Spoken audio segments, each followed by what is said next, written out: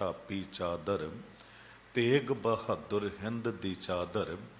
ਐਸੇ ਮਹਾਨ ਸਤਿਗੁਰੂ ਜੀ ਦੇ ਮਹਾਨ ਸ਼ਹੀਦੀ ਅਸਥਾਨ ਗੁਰਦੁਆਰਾ ਸੀਸਗੰਜ ਸਾਹਿਬ ਤੋਂ ਗੁਰੂ ਕੀ ਕਥਾ ਸੁਣ ਰਹੀ ਸਨਮਾਨਯੋਗ ਸਾਧ ਸੰਗਤ ਜੀਓ, ਗੁਰੂ ਕੀ ਬਖਸ਼ੀ ਫਤਿਹ ਬੁਲਾਓ।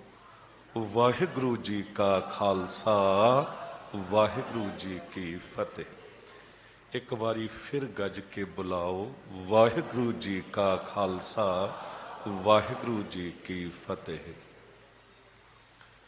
ਜਦ ਵੀ ਫਤਿਹ ਬੁਲਾਉਂਦੇ ਆ ਤੇ 4 ਵਾਰੀ ਵਾਹਿਗੁਰੂ ਜੀ ਦਾ ਨਾਮ ਲਿਆ ਜਾਂਦਾ ਹੈ, ਤੇ ਜਿਹੜਾ ਵੀ ਗੱਜ ਕੇ ਫਤਿਹ ਬੁਲਾਉਂਦਾ ਏ ਉਹਨੂੰ ਫਤਿਹ ਵੀ ਜ਼ਰੂਰ ਮਿਲਦੀ ਹੈ।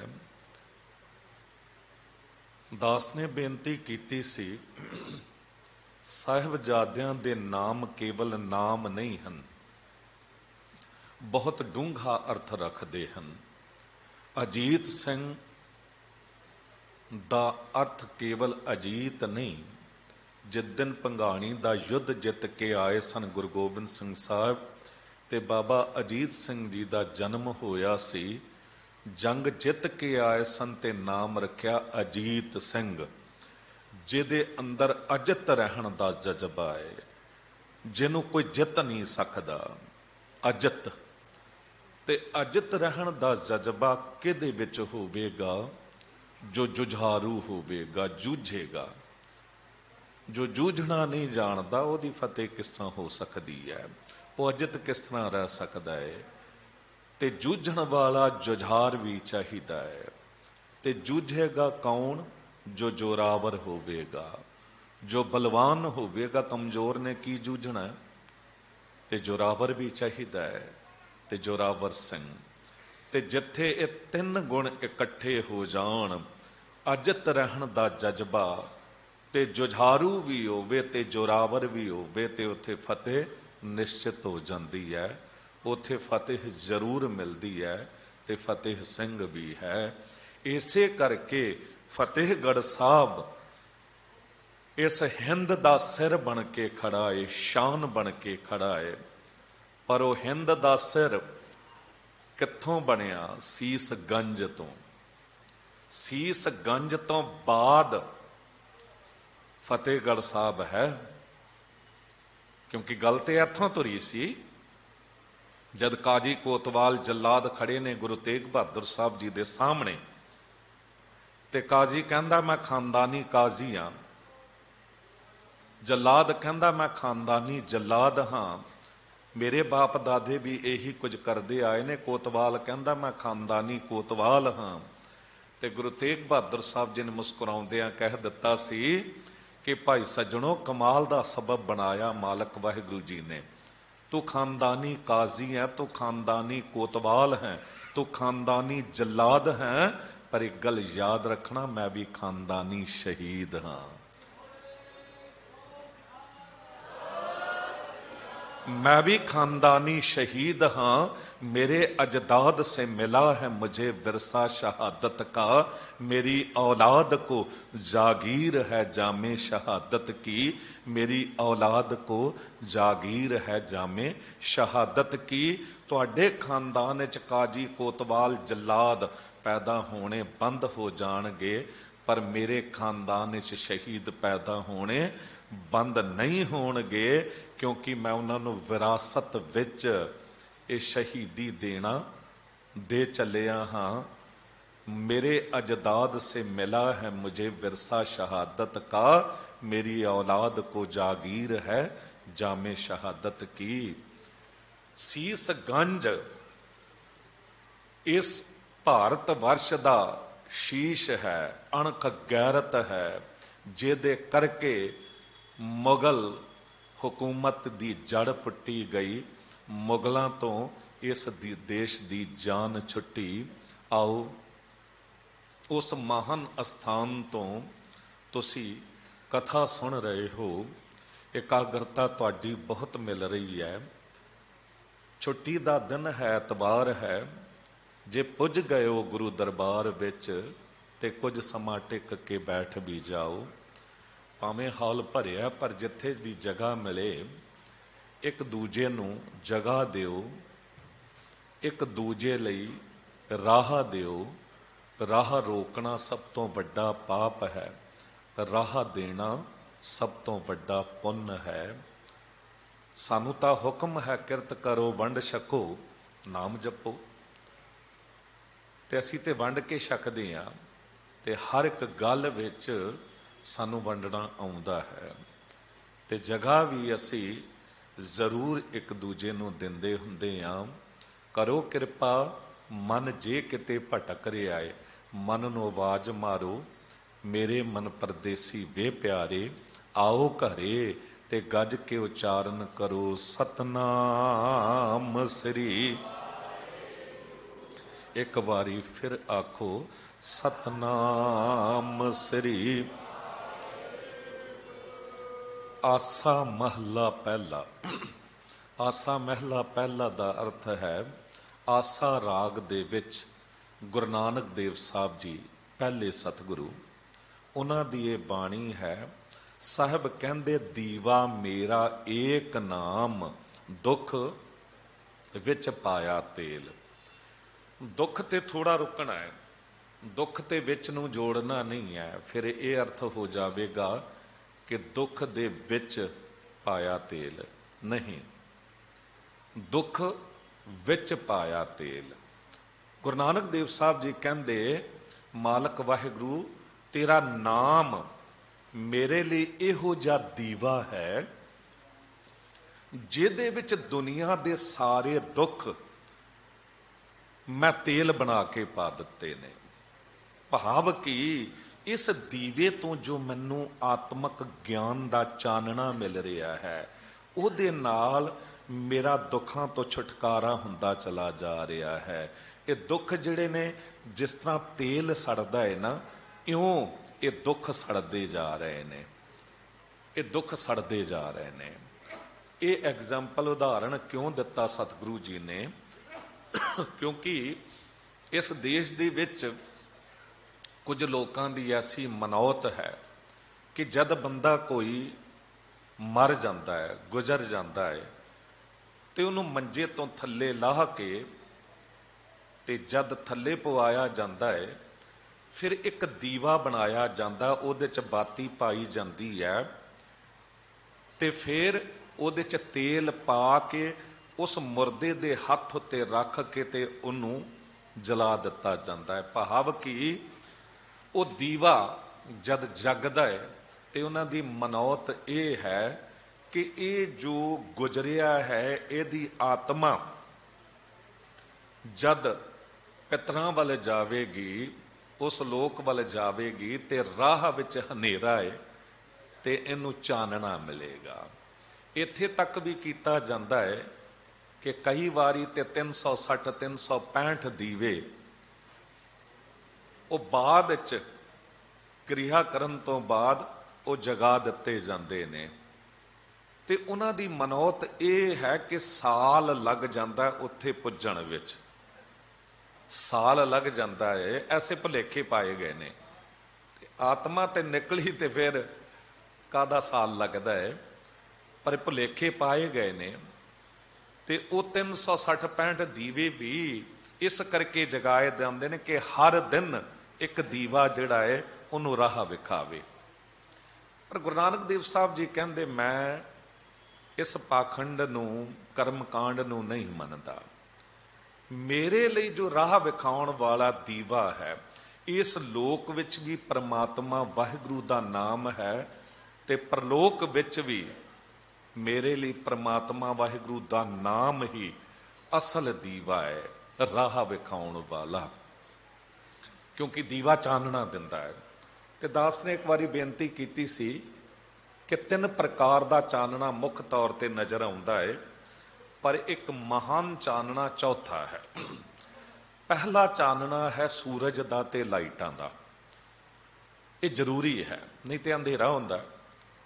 ਪਰ ਇਹ ਚਾਨਣਾ ਹੋਵੇ, ਕਿਸੇ ਕੋਲ ਅੱਖਾਂ ਦਾ ਚਾਨਣਾ ਨਹੀਂ ਹੈ, ਅੱਖਾਂ ਤੋਂ ਅੰਨਾ ਹੈ, ਤੇ ਅੰਨੇ ਬੰਦੇ ਲਈ ਦੋਵੇਂ ਚਾਨਣੇ ਕਿਸੇ ਕੰਮ ਦੇ ਨਹੀਂ। ਇਸ ਦਾ ਮਤਲਬ ਅੱਖਾਂ ਦਾ ਚਾਨਣਾ ਵੀ ਚਾਹੀਦਾ, ਇਹ ਦੂਜਾ ਚਾਨਣਾ।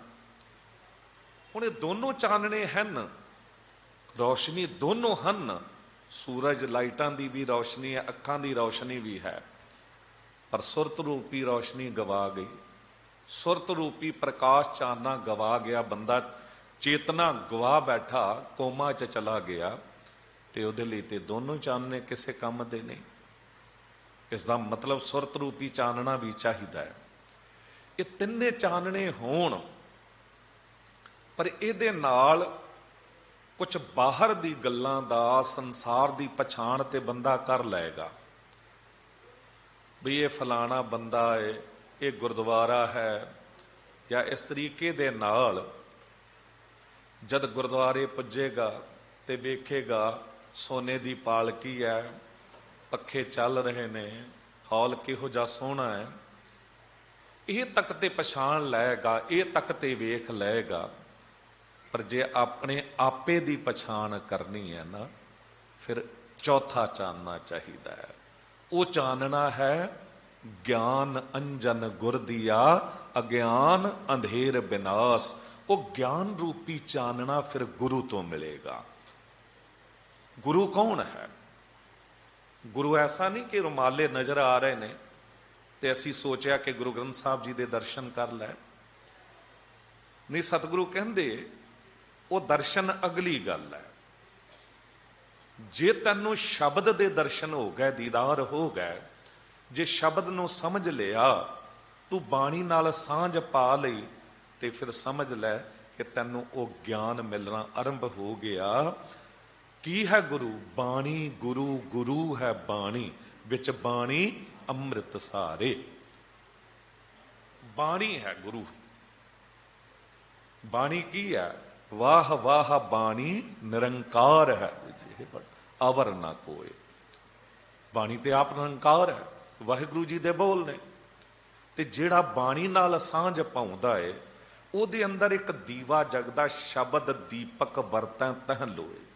ਉਹਦੇ ਅੰਦਰ ਸ਼ਬਦ ਦਾ ਦੀਵਾ, ਗਿਆਨ ਦਾ ਦੀਵਾ ਜਗ ਪੈਂਦਾ ਹੈ।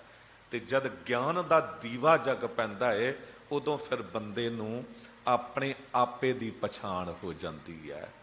ਆਪਣੇ ਆਪ ਦੀ ਪਛਾਣ ਜਿਸ ਨੂੰ ਹੋ ਗਈ, ਸਮਝ ਲਓ ਉਹ ਬੰਧਨਾਂ ਤੋਂ ਮੁਕਤ ਹੋ ਗਿਆ, ਉਹ ਦੁੱਖਾਂ ਵਿੱਚੋਂ ਨਿਕਲ ਗਿਆ।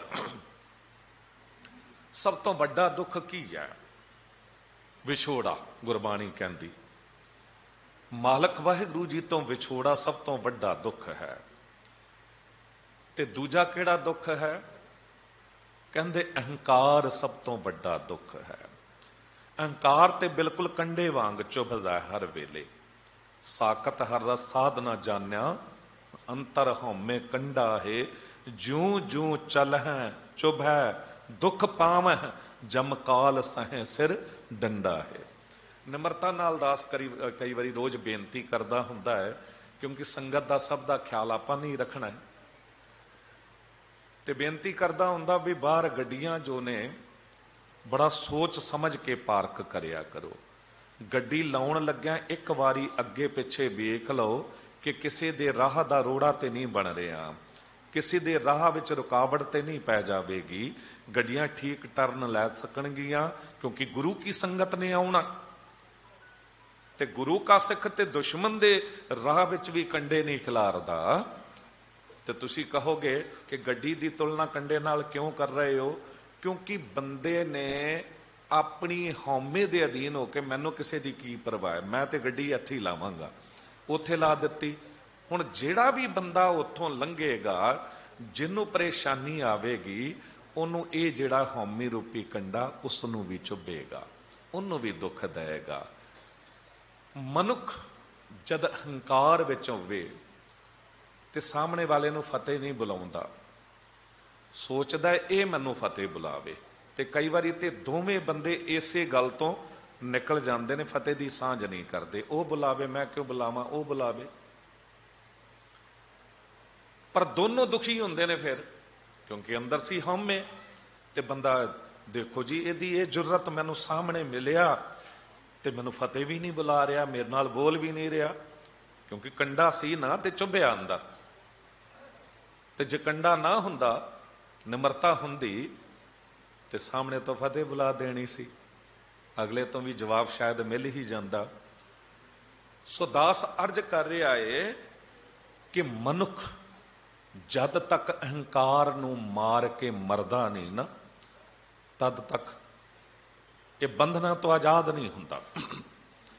ਇਹਨੂੰ ਨਾ ਇਉਂ ਸਮਝੋ, ਇੱਕ ਐਗਜ਼ਾਮਪਲ, ਇੱਕ ਰਾਜਾ ਸ਼ਿਕਾਰ ਤੇ ਗਿਆ ਤੇ ਜੰਗਲ ਵਿੱਚੋਂ ਉਹਨੇ ਇੱਕ ਤੋਤਾ ਵੇਖਿਆ। ਉਹ ਕਿਸੇ ਤਰੀਕੇ ਨਾਲ ਤੋਤੇ ਨੂੰ ਉਹਨੇ ਫੜ ਲਿਆ, ਸਿਪਾਹੀਆਂ ਦੀ ਮਦਦ ਨਾਲ ਉਹਨੂੰ ਘਰ ਲੈ ਆਇਆ ਤੇ ਤੋਤੇ ਨਾਲ ਇਹਨੂੰ ਪਿਆਰ ਬੜਾ ਹੋ ਗਿਆ। ਇਹਨੇ ਤੋਤੇ ਲਈ ਇੱਕ ਸੋਨੇ ਦਾ ਸੋਹਣਾ ਪਿੰਜਰਾ ਬਣਵਾਇਆ ਤੇ ਹਰ ਪ੍ਰਕਾਰ ਨਾਲ ਉਹਦੀ ਕੇਅਰ ਕਰਦਾ ਸੀ, ਸੰਭਾਲ ਕਰਦਾ ਸੀ, ਨਾਲ ਉਹਨੂੰ ਬੋਲੀ ਵੀ ਸਿਖਾਉਂਦਾ ਸੀ। ਯਤਨ ਕੀਤੇ ਰਾਜਾ ਸੀ, ਉਹ ਤੋਤਾ ਬੋਲਣਾ ਸਿੱਖ ਗਿਆ ਤੇ ਸਮਾਂ ਬੀਤ ਗਿਆ ਤੇ ਇੱਕ ਦਿਨ ਰਾਜੇ ਨੇ ਕਿਹਾ ਤੋਤੇ ਨੂੰ ਕਿ ਸੱਜਣਾ, ਮੈਂ ਅੱਜ ਸ਼ਿਕਾਰ ਤੇ ਜਾ ਰਿਹਾ ਤੇ ਉਸੇ ਜਗ੍ਹਾ ਤੇ ਜਾਵਾਂਗਾ ਜਿੱਥੋਂ ਤੈਨੂੰ ਫੜਿਆ ਸੀ, ਤੇ ਤੇਰੇ ਕਈ ਤੋਤੇ ਮਿੱਤਰ ਉੱਥੇ ਹਨ, ਸ਼ਾਇਦ ਸਾਖ ਸੰਬੰਧੀ ਵੀ ਹੋਣ ਤੋਤਿਆਂ ਵਿੱਚੋਂ, ਕੋਈ ਸੰਦੇਸ਼ ਦੇਣਾ ਚਾਹਵੇ ਤੇ ਮੈਂ ਦੇ ਦਿਆਂਗਾ ਉੱਥੇ। ਤੋਤੇ ਨੇ ਕਿਹਾ ਜੇ ਸੰਦੇਸ਼ ਹੀ ਦੇਣਾ ਹੈ ਤੇ ਫਿਰ ਇੱਕ ਗੱਲ ਜਾ ਕੇ ਕਹਿ ਦੇਣਾ ਕਿ ਆਜ਼ਾਦੀ ਤੋਂ ਵੱਡਾ ਸੁੱਖ ਕੋਈ ਨਹੀਂ ਹੈ। ਭਾਵੇਂ ਸੋਨੇ ਦੇ ਪਿੰਜਰੇ ਵਿੱਚ ਵੀ ਇੱਥੇ ਰਾਜਾ ਮੈਨੂੰ ਰੱਖਦਾ ਏ, ਹਰ ਤਰੀਕੇ ਨਾਲ ਸੰਭਾਲ ਕਰਦਾ ਏ, ਬੜਾ ਚੰਗਾ ਚੰਗਾ ਖਾਣਾ ਵੀ ਮੁਹੱਈਆ ਕਰਾਉਂਦਾ ਹੈ, ਮੈਨੂੰ ਕੋਈ ਦੁੱਖ ਪੁੱਜਣ ਨਹੀਂ ਦਿੰਦਾ, ਪਰ ਫਿਰ ਵੀ ਬੰਧਨ ਵਰਗਾ ਦੁੱਖ ਕੋਈ ਨਹੀਂ ਹੈ। ਇਸ ਕਰਕੇ ਤੁਸੀਂ ਆਪਣੇ ਆਪ ਨੂੰ ਬਚਾ ਕੇ ਰੱਖਿਓ, ਇਹ ਸੰਦੇਸ਼ ਦੇ ਦੇਣਾ। ਹੁਣ ਰਾਜਾ ਗਿਆ, ਇੰਤਜ਼ਾਰ ਕੀਤੀ ਸ਼ਾਮ ਦੇ ਵੇਲੇ ਦੀ, ਤੇ ਸ਼ਾਮ ਨੂੰ ਸਾਰੇ ਤੋਤੇ ਆ ਗਏ ਤੇ ਆ ਕੇ ਦਰਖਤ ਉੱਤੇ ਬੈਠ ਗਏ ਤੇ ਰਾਜੇ ਨੇ ਉਹਨਾਂ ਨੂੰ ਸੰਦੇਸ਼ ਦਿੱਤਾ ਕਿ ਤੁਹਾਡੇ ਮਿੱਤਰ ਨੇ ਇਉਂ ਕਿਹਾ ਹੈ। ਜਿਉਂ ਹੀ ਕਿਹਾ ਨਾ ਕਿ ਭਾਵੇਂ ਸੋਨੇ ਦਾ ਪਿੰਜਰਾ ਹੋਵੇ, ਬੰਧਨ ਤੋਂ ਵੱਡਾ ਦੁੱਖ ਕੋਈ ਨਹੀਂ ਹੈ ਤੇ ਆਪਣੇ ਆਪ ਨੂੰ ਬਚਾ ਕੇ ਰੱਖਿਓ। ਜਿਸ ਤਰ੍ਹਾਂ ਹੀ ਕਿਹਾ, ਸਾਰੇ ਤੋਤੇ ਨਾ ਥੋੜਾ ਤੜਫ ਕੇ ਤੜਫਾ ਕੇ ਤੇ ਉਸ ਦਰਖਤ ਤੋਂ ਥੱਲੇ ਡਿੱਗਣ ਲੱਗੇ ਤੇ ਇਉਂ ਮਹਿਸੂਸ ਕਰਾਇਆ, ਰਾਜੇ ਨੂੰ ਲੱਗਿਆ ਕਿ ਸਾਰੇ ਮਰ ਗਏ ਨੇ। ਰਾਜਾ ਬੜਾ ਹੈਰਾਨ ਹੋਇਆ, ਵਾਪਸ ਆਇਆ ਤੇ ਤੋਤੇ ਨੂੰ ਕਹਿੰਦਾ ਵੀ ਇਹ ਤੂੰ ਕੀ ਕੀਤਾ, ਇਹ ਕਿਹੋ ਜਿਹਾ ਸੰਦੇਸ਼ ਦਿੱਤਾ ਕਿ ਸਭ ਨੂੰ ਮਾਰ ਦਿੱਤਾ ਹੈ। ਜਿਉਂ ਹੀ ਰਾਜੇ ਨੇ ਕਿਹਾ, ਉਹ ਜਿਹੜਾ ਪਿੰਜਰੇ 'ਚ ਤੋਤਾ ਸੀ ਨਾ, ਉਹ ਵੀ ਇਉਂ ਹੀ ਤੜਫਿਆ ਤੇ ਮਰ ਗਿਆ। ਜਦ ਮਰ ਗਿਆ, ਰਾਜਾ ਹੈਰਾਨ ਹੋਇਆ ਵੀ ਇਹ ਹੋਇਆ ਕੀ ਹੈ, ਤੇ ਕੀਤਾ ਕਿ ਸਿਪਾਹੀ ਨੂੰ ਆਵਾਜ਼ ਮਾਰੀ ਵੀ ਹੁਣ ਮਰ ਹੀ ਗਿਆ ਏ, ਇਹਨੂੰ ਪਿੰਜਰੇ ਤੋਂ ਕੱਢ ਦਿਓ। ਪਿੰਜਰੇ ਤੋਂ ਕੱਢ ਕੇ ਜਿਉਂ ਹੀ ਬਾਹਰ ਰੱਖਿਆ ਏ, ਉਸੇ ਵੇਲੇ ਤੋਤਾ ਥੋੜਾ ਫੜਫੜਾਇਆ ਤੇ ਉੱਡ ਗਿਆ।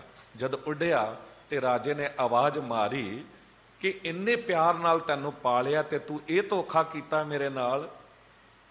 ਉਹਨੇ ਕਿਹਾ ਧੋਖਾ ਨਹੀਂ ਰਾਜਨ, ਜੋ ਸੰਦੇਸ਼ ਮੈਂ ਮੇਰੇ ਸਾਥੀਆਂ ਨੂੰ ਭੇਜਿਆ ਸੀ ਨਾ, ਉਹ ਵੀ ਮਰੇ ਨਹੀਂ ਸਨ, ਉਹਨਾਂ ਨੇ ਇਹ ਤਰੀਕਾ ਮੇਰੇ ਤੱਕ ਭੇਜ ਦਿੱਤਾ ਸੀ ਕਿ ਜੇ ਆਜ਼ਾਦ ਹੋਣਾ ਹੈ ਨਾ ਤੇ ਇੱਕ ਵਾਰੀ ਮਰ ਜਾ, ਇੱਕ ਵਾਰੀ ਮਰ ਜਾ।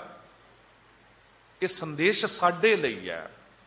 ਗੁਰੂ ਅਮਰਦਾਸ ਸਾਹਿਬ ਜੀ ਕਹਿੰਦੇ ਸ਼ਬਦ ਮਰਹਾਓ ਫਿਰ ਜੀਵਹੁ ਸਦ ਹੀ, ਤਾਂ ਫਿਰ ਮਰਨ ਨਾ ਹੋਈ। ਕਹਿੰਦੇ ਸ਼ਬਦ ਕਰਕੇ ਮਰ ਜਾਓ, ਫਿਰ ਹਮੇਸ਼ਾ ਲਈ ਜਿੰਦਾ ਹੋ ਜਾਓਗੇ, ਫਿਰ ਮਰਨਾ ਹੋਵੇਗਾ ਹੀ ਨਹੀਂ। ਬਸ ਅਹੰਕਾਰ ਨੂੰ ਮਾਰ ਕੇ ਮਰੋਗੇ, ਉਸ ਤੋਤੇ ਵਾਂਗ ਇੱਕ ਵਾਰੀ ਡਿੱਗੋਗੇ ਤੇ ਫਿਰ ਉੱਡਣ ਜੋਗੇ ਹੋ ਜਾਓਗੇ, ਫਿਰ ਬੰਧਨਾਂ ਤੋਂ ਰਹਿਤ ਹੋ ਜਾਓਗੇ। ਬੰਧਨ ਕੀ ਨੇ? ਬੰਧਨ ਮਾਤ ਪਿਤਾ ਸੰਸਾਰ, ਬੰਧਨ ਸੁਤ ਕੰਨਿਆ ਅਰਨਾਰ। ਕਈ ਵਾਰੀ ਨਾ ਉਦਾਹਰਣ ਦੇਣੇ ਪੈ ਜਾਂਦੇ ਨੇ, ਭਾਵੇਂ ਕਿ ਬੰਦਾ ਆਪਣੇ ਘਰ ਦੀ ਬੀਤੀ ਗੱਲ ਨਾ ਕਰੇ, ਪਰ ਜਿਨ੍ਹਾਂ ਨੇ ਆਜ਼ਾਦ ਰਹਿਣਾ, ਉੱਡਣਾ ਸਿੱਖ ਲਿਆ, ਉਹ ਉੱਡਦੇ ਨੇ। ਮੈਂ ਕਈ ਭੈਣਾਂ ਬੇਟੀਆਂ ਨੂੰ ਵੇਖਿਆ ਹੈ, ਕਈ ਪਰਿਵਾਰਾਂ 'ਚ ਵੇਖਿਆ ਹੈ, ਉਹਨਾਂ ਨੇ ਜੇ ਨਿਤਨੇਮ ਕਰਨਾ, ਗੁਰਦੁਆਰੇ ਆਉਣਾ ਤੇ ਆ ਹੀ ਜਾਂਦੇ ਨੇ। ਘਰ ਦਾਸ ਦੀ ਸਿੰਘਣੀ ਨੇ ਭਾਵੇਂ ਜਿਤਨਾ ਮਰਜ਼ੀ ਲੇਟ ਸੋਵੇ, ਪਰ ਉਹਨਾਂ ਦਾ ਸੁਭਾਅ ਹੈ ਕਿ 3 ਵਜੇ ਜਾਗਣਾ ਹੈ ਤੇ ਜਾਗ ਹੀ ਜਾਣਾ ਹੈ। ਗੁਰੂ ਗ੍ਰੰਥ ਸਾਹਿਬ ਜੀ ਦਾ ਪ੍ਰਕਾਸ਼, ਆਪਣਾ ਨਿਤਨੇਮ, ਸਾਰੀ ਗੱਲਾਂ। ਕਈ ਵਾਰੀ ਦਾਸ ਨੇ ਵੀ ਕਹਿ ਦੇਣਾ कि प्रकाश करन तो बाद थोड़ा आराम कर लिया करो। तो दरबार साहब भी तो 5 वजे हुंदा प्रकाश, तो जिस दिन लेट सो रहे तो इदां कर लिया करो। पर जिन्हां ने नेम अपना बना लिया है वो बंधना तो मुक्त हो जाते ने, वो कर लेंदे ने। गुरुद्वारे मैं वेखदा लगातार वो परिवार जमुना पार तो की उत्थे अजैन कलेव मीनाक्षी गार्डन की कितों कितों जोड़े पति पत्नी गुरुद्वारे पुज ही जाते ने। बच्चों नूं स्कूल भेजिया तो उन्हां दी दौड़ हुंदी है सीधा गुरुद्वारे वल, क्योंकि बंधना तो मुक्त ने। बंधन की ने? बच्चे ही तो बंधन ने। हुण बच्चों तो छुट्टे तो फिर बुजुर्ग बंधन ने। बंधन माता पिता संसार, बंधन सुत कन्या अरनार। वो बहाना ही मिल जाता है जी कि मैं सस सहुरे नूं नाश्ता नहीं कराना सी, मैं गुरुद्वारे ही जावां। नहीं, जिन्हां ने नाश्ता कराउणा है उन्होंने बच्चों के नाल ही उन्हां दा भी बना लेना है। जिन्हां ने तुरना है ना गुरु वल, उन्होंने तुर ही पैना है। दास कार्ज कर रहा सी, बड़ा कमाल का उदाहरण गुरबाणी दे विच। कहंदे गिल्ली गिल्ली रोडड़ी भमदी भव भव आए। कहंदे गुरु के सिखा गिला गुड़ वेख्या। हुण तो कई बारी ना गुड़ भी घट ही नज़र आंदा आपां नूं, पर कुछ लोग जिहड़े वापस मुड़ रहे ने ना, वो कुछ कर लैंदे ने। वो अजकल चीनी तो बच के, शुगर तो बच के गुड़ वाले पासे आ गए ने। देखो सानू ना भला करन दी बिरती दित्ती है। जिथे भी कोई चंगी गल तुहानू मिले ना, वो किसी का भला होवे ते साझा कर लिया करो। क्योंकि सानू सिद्धांत दिता नानक नाम चढ़दी कला तेरे भाने सरबत दा भला। अजकल देखते हैं डायबिटीज, शुगर की बीमारी इतनी वध गई है, ब्लड शुगर होर चीज़ां। तो मेरे कुछ सज्जन मित्रां ने अमेरिका तो दवाई लाए, अमेरिकन सोयल नाम है वह, अमेरिकन सोयल। वो दवाई इतनी कमाल दी है, दवाई नहीं है, मिनरल्स ने। वो शरीर नूं बहुत ताकत देंदे ने, ब्लड शुगर बिल्कुल खत्म उहदे नाल हो जाती है, तो कोलेस्ट्रोल घट जाता है, तो हाई इंग्रीडिएंट्स उहदे विच बड़ी वधिया चीज़ां ने। तो मैं हैरान होया जदों उन्होंने दस्या, तो मैनू पुछया, मैं कहा जी मैनू तो सतगुरु की कृपा नहीं, पर कहंदे ज्ञानी जी संदेश पहुँचाओ, जे किसी का भला हो जाए, कोई साइड इफैक्ट नहीं, मेड इन USA है, एमेजॉन ते वो दवाई मिलती है। दास जो अर्ज कर रहा सी कि राह देना, जगह देनी किसी नूं, किसी दे बच्चों नूं पढ़ा देना, किसी दे रोग नूं दूर कर देना, ये सब तो चंगी चीज़ां ने। याद रखियो, बीमारी उदों तक दुख देंदी है जद तक राइट मैडिसिन उस दवाई तक पहुँच ना हो जाए। तो जे पहुँच हो जाए तो बंदे नूं सौखा जीवन मिल जाता है। जो दास अर्ज कर रहा सी कि बंदा बंधना च पिया होया, हुण रोग भी बंधन हो गए ने। रोग भी साडे लई बंधन ही ने। 1000 खुशियां कम हैं एक गम भुलाने के लिए, गम एक ही काफ़ी है जिंदगी भर रुलाने के लिए, गम एक ही काफ़ी है जिंदगी भर रुलाने के लिए। 1000 खुशियां सानू बहुत चिर खुश नहीं रख सकदियां, पर रोग एक लग जावे, गम एक लग जावे, जिंदगी भर रोना पैंदा। ते साहब कहंदे तू बंधना तो भी छुट जावेगा, रोगां तो भी आजादी मिल जाएगी जे तेरे हिस्से आ गया ना सर्व रोग का औखद नाम। जे तेरे हिस्से आ गया ये भरोसा गुरु उत्ते, रोग गया प्रभ आप गवाया। जे तेनों समझ आ गई कि हॉस्पिटल एडमिट होने तो चंगा है गुरुद्वारे आके 30 मिनट 15 मिनट या 60 मिनट मैं कीर्तन कथा सुन लिया, मैं गुरबाणी नाल सांझ पा लिया, ये भरोसा आ जावे ते बाणी ना बहुत कुछ दिंदी है। बाणी प्रिंसीपल सतबीर सिंह ने लिखिया, जे सुखमनी साहब दा पाठ लगातार उस जगह ते चल रहा है, किसी नूं कैंसर भी है ना, ते उन्हों ये यकीन दिवाना शुरू कर दो कि तू ठीक हो रहा, ठीक हो रहा, ठीक हो रहा। 4-6 बंदे उन्होंने रोज ये गल कहन ਤੇ ਕਹਿੰਦੇ ਉੱਥੇ ਬਾਣੀ ਸੁਣਨ ਨੂੰ ਉਹਨੂੰ ਮਿਲ ਰਹੀ ਹੋਵੇ, ਬਾਣੀ ਅੰਦਰ ਦੀ ਚੜ੍ਹਦੀ ਕਲਾ ਦਿੰਦੀ ਹੈ, ਵਿਲ ਪਾਵਰ। ਕਹਿੰਦੇ ਕੈਂਸਰ ਵਰਗੇ ਰੋਗ ਵੀ ਖਤਮ ਹੋ ਜਾਂਦੇ ਨੇ। ਜੋ ਦਾਸ ਅਰਜ਼ ਕਰ ਰਿਹਾ ਸੀ ਕਿ ਗੁਰਬਾਣੀ ਵਿੱਚੋਂ ਇਹ ਉਦਾਹਰਣ ਅਸੀਂ ਫਸਦੇ ਕਿਸ ਤਰ੍ਹਾਂ ਹਾਂ। ਗਿੱਲਾ ਗੁੜ ਹੁੰਦਾ ਹੈ ਨਾ, ਤੇ ਕਈ ਵਾਰੀ ਉਹਨੂੰ ਬਾਹਰ ਰੱਖ ਦਿੱਤਾ ਜਾਂਦਾ, ਗਿੱਲੀ ਗਿੱਲੀ ਰੋੜੜੀ ਭੰਦੀ ਭਵਾ ਆਏ, ਤੇ ਮੱਖੀ ਉੱਡ ਕੇ ਆਉਂਦੀ ਹੈ। ਜਿਹੜੀ ਲੋਭੀ ਲਾਲਚੀ ਮੱਖੀ ਹੁੰਦੀ ਹੈ ਨਾ, ਉਹ ਪਤਾ ਕੀ ਕਰਦੀ ਹੈ, ਉਹ ਸੋਚਦੀ ਸਾਰਾ ਗੁੜ ਹੀ ਮੇਰਾ ਹੋ ਜਾਵੇ। ਉਹ ਬਿਲਕੁਲ ਵਿੱਚ ਬੈਠਦੀ ਉਹਦੇ ਪੈਰ ਫਸ ਜਾਂਦੇ ਨੇ, ਤੇ ਜਦ ਪੈਰ ਫਸ ਜਾਂਦੇ ਨੇ ਉੱਡਣ ਜੋਗੀ ਨਹੀਂ ਰਹਿੰਦੀ, ਉਹਦੀ ਮੌਤ ਹੈ ਉੱਥੇ। ਪਰ ਇੱਕ ਸਿਆਣੀ ਮੱਖੀ ਹੁੰਦੀ ਹੈ, ਉਹ ਕੀ ਕਰਦੀ ਹੈ, ਉਹ ਆਉਂਦੀ ਹੈ, ਕਿਨਾਰੇ ਬੈਠਦੀ ਹੈ, ਤੇ ਕਿਨਾਰੇ ਬੈਠ ਕੇ ਉਹ ਗੁੜ ਨੂੰ ਛਕਦੀ ਵੀ ਹੈ ਤੇ ਉੱਡਣ ਜੋਗੀ ਵੀ ਹੁੰਦੀ ਹੈ। ਉੱਡ ਜਾਂਦੀ ਹੈ, ਫਿਰ ਦੁਬਾਰਾ ਆ ਕੇ ਖਾ ਸਕਦੀ ਹੈ। ਕਹਿੰਦੇ ਗੁਰੂ ਕੇ ਸਿੱਖਾ, ਇਹ ਦੁਨਿਆਵੀ ਜਿੰਨੇ ਵੀ ਪਦਾਰਥ ਨੇ ਨਾ, ਇਹ ਗਿੱਲਾ ਗੁੜ ਨੇ, ਇਹਨਾਂ ਦੇ ਵਿੱਚ ਨਾ ਬੈਠ ਜਾਈਂ। ਭਾਵੇਂ ਮਖਮਲ ਦੇ ਗੱਦੇ ਹੋਣ, ਭਾਵੇਂ 3600 ਪਦਾਰਥ ਹੋਣ, ਕਹਿੰਦੇ ਕਿਨਾਰੇ ਬੈਠ ਕੇ ਸੁੱਖ ਮਾਣੀ। ਤੂੰ ਬਿਸਤਰੇ ਤੇ ਸੌਂ ਪਰ ਫਸ ਨਾ ਜਾ, ਅੰਮ੍ਰਿਤ ਵੇਲਾ ਹੋਵੇ, ਜਾਗਣ ਜੋਗਾ ਹੋਵੇ। ਤੂੰ ਪਦਾਰਥ ਛਕ ਪਰ ਰੋਗੀ ਨਾ ਬਣ ਜਾਵੀਂ, ਇਤਨਾ ਰੋਗੀ ਨਾ ਹੋ ਜਾਵੀਂ, ਇਤਨਾ ਨਾ ਖਾਵੀਂ ਕਿ ਖਾਣ ਜੋਗਾ ਹੀ ਨਾ ਰਹਿ ਜਾਵੇਂ। ਸੋ ਇਹ ਕਿੱਥੋਂ ਸਾਨੂੰ ਸਮਝ ਮਿਲਦੀ ਹੈ? ਗੁਰੂ ਨਾਨਕ ਦੇਵ ਸਾਹਿਬ ਜੀ ਕਹਿੰਦੇ ਨੇ ਗਿਆਨ ਰੂਪੀ ਚਾਨਣਾ। ਸਾਹਿਬ ਕਹਿੰਦੇ ਦੁਨੀਆ ਲਈ ਹੋਵੇਗਾ ਕੋਈ ਦੀਵਾ, ਦੁਨੀਆ ਨੂੰ ਹੋਵੇਗਾ ਭੁਲੇਖਾ ਕਿ ਬੰਦਾ ਮਰ ਜਾਵੇ, ਉਹਨੂੰ ਥੱਲੇ ਪਾਇਆ ਜਾਵੇ, ਉਹਦੇ ਹੱਥ ਉੱਤੇ ਇੱਕ ਦੀਵਾ ਰੱਖ ਕੇ ਬਾਲ ਦਿੱਤਾ ਜਾਵੇ, ਤੇ ਉਹ ਜਦ ਮਰਨ ਤੋਂ ਬਾਅਦ ਜਾ ਰਿਹਾ ਤੇ ਉਹਨੂੰ ਚਾਨਣਾ ਮਿਲ ਰਿਹਾ ਹੈ। ਨਹੀਂ, ਭੁਲੇਖਾ ਹੈ। ਸਤਿਗੁਰੂ ਕਹਿੰਦੇ ਇਹ ਸਰੀਰ ਵੀ ਸੜ ਜਾਣਾ ਹੈ, ਇਹਨਾਂ ਦੀਵਿਆਂ ਨੇ ਵੀ ਇੱਥੇ ਜੋਗਾ ਹੀ ਰਹਿ ਜਾਣਾ ਹੈ। ਤੇ ਕਹਿੰਦੇ ਉਸ ਸੱਚੀ ਦਰਗਾਹ ਤੱਕ ਤਾਂ ਨਾਮ ਰੂਪੀ ਦੀਵੇ ਨੇ ਜਾ ਲੈ ਕੇ ਜਾਣਾ ਹੈ। ਨਾਮ ਰੂਪੀ ਦੀਵਾ ਇਸ ਸੰਸਾਰ ਦੇ ਵਿੱਚ ਵੀ ਗਿਆਨ ਬਣ ਕੇ ਚਾਨਣਾ ਵਿਖਾਉਂਦਾ ਹੈ। ਇਸ ਕਰਕੇ ਸਤਿਗੁਰੂ ਅੱਗੇ ਕਹਿੰਦੇ ਨੇ, ਦੇਖੋ ਇਸ ਗੱਲ ਨੂੰ ਭੁੱਲਿਓ ਨਾ, ਪਹਿਲੀ ਲਾਈਨ ਨੂੰ, ਇਹਨੂੰ ਪਕੜ ਲੈਣਾ। ਦੀਵਾ ਮੇਰਾ ਏਕ ਨਾਮ, ਦੁੱਖ ਵਿੱਚ ਪਾਇਆ ਤੇਲ। ਕਹਿੰਦੇ ਮੈਂ ਨਾਮ ਨੂੰ ਦੀਵਾ ਬਣਾ ਲਿਆ ਤੇ ਦੁੱਖ ਜਿਹੜੇ ਨੇ ਇਹਦੇ ਚ ਤੇਲ ਬਣਾ ਕੇ ਪਾ ਦਿੱਤੇ ਨੇ। ਹੁਣ ਸਾਡੇ ਚੋਂ ਕੌਣ ਦੁਖੀ ਨਹੀਂ ਹੈ ਜੀ? ਨਾਨਕ ਦੁਖੀਆ ਸਭ ਸੰਸਾਰ, ਉੱਚੇ ਚੜ ਕੇ ਦੇਖਿਆ ਘਰ ਘਰ ਇਹ ਅੱਗ।